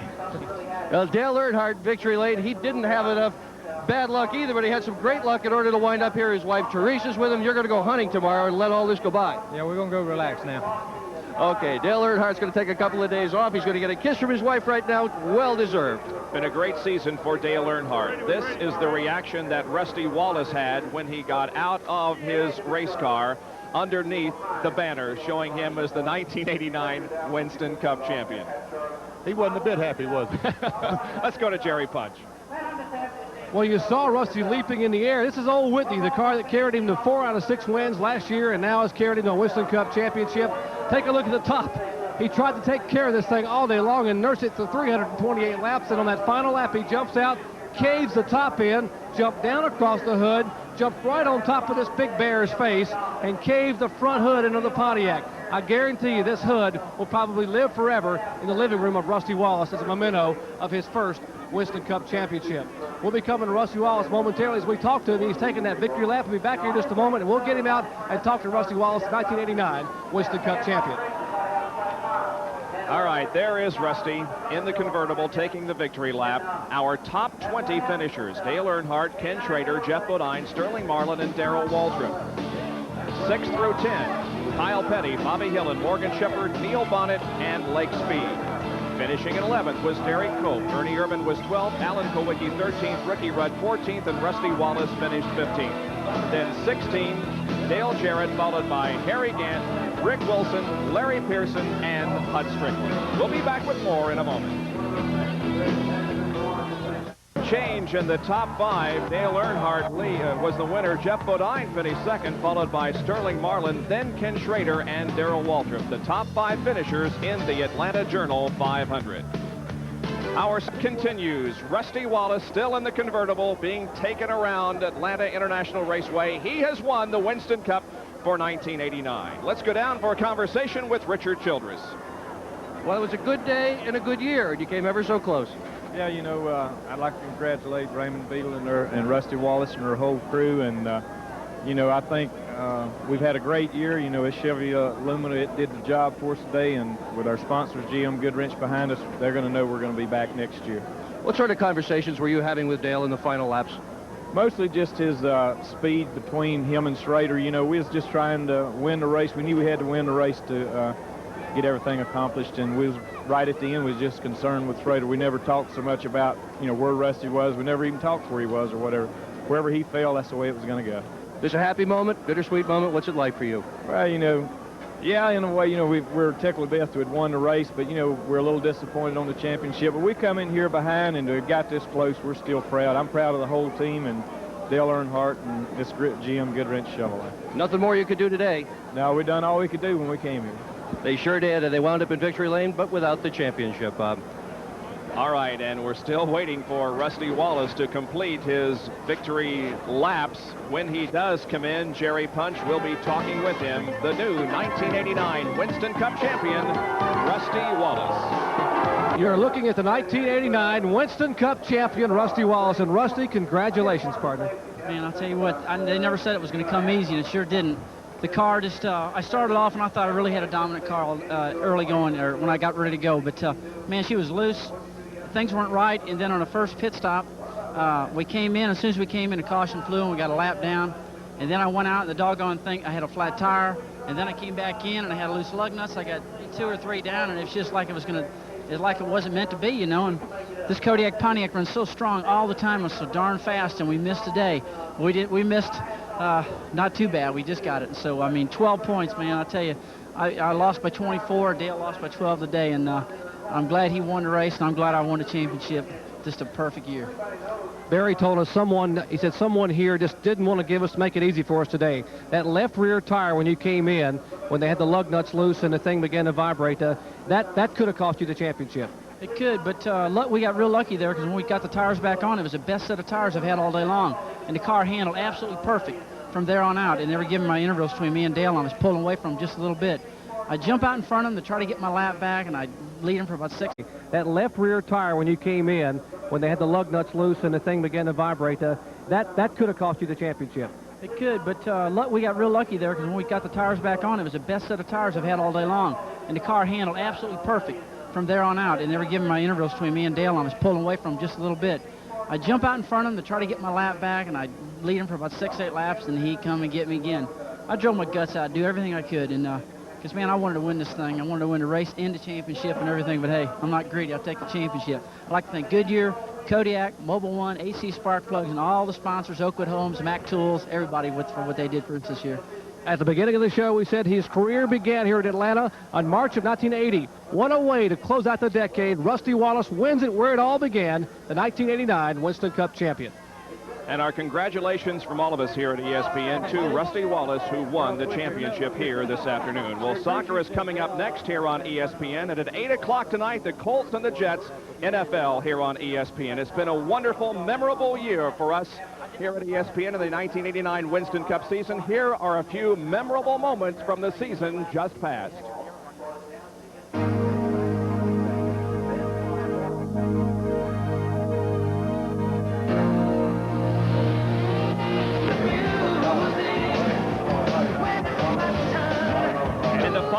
Of the year here at Atlanta this afternoon, Dale Earnhardt won the Atlanta Journal 500, dominating the race. But the Winston Cup champion was Rusty Wallace, finishing in 15th position. Thanks to many people, including Neil Goldberg, producer, Mike Wells, director, Peter Engelhardt, the coordinating producer of ESPN's Auto Racing, and of course to Ned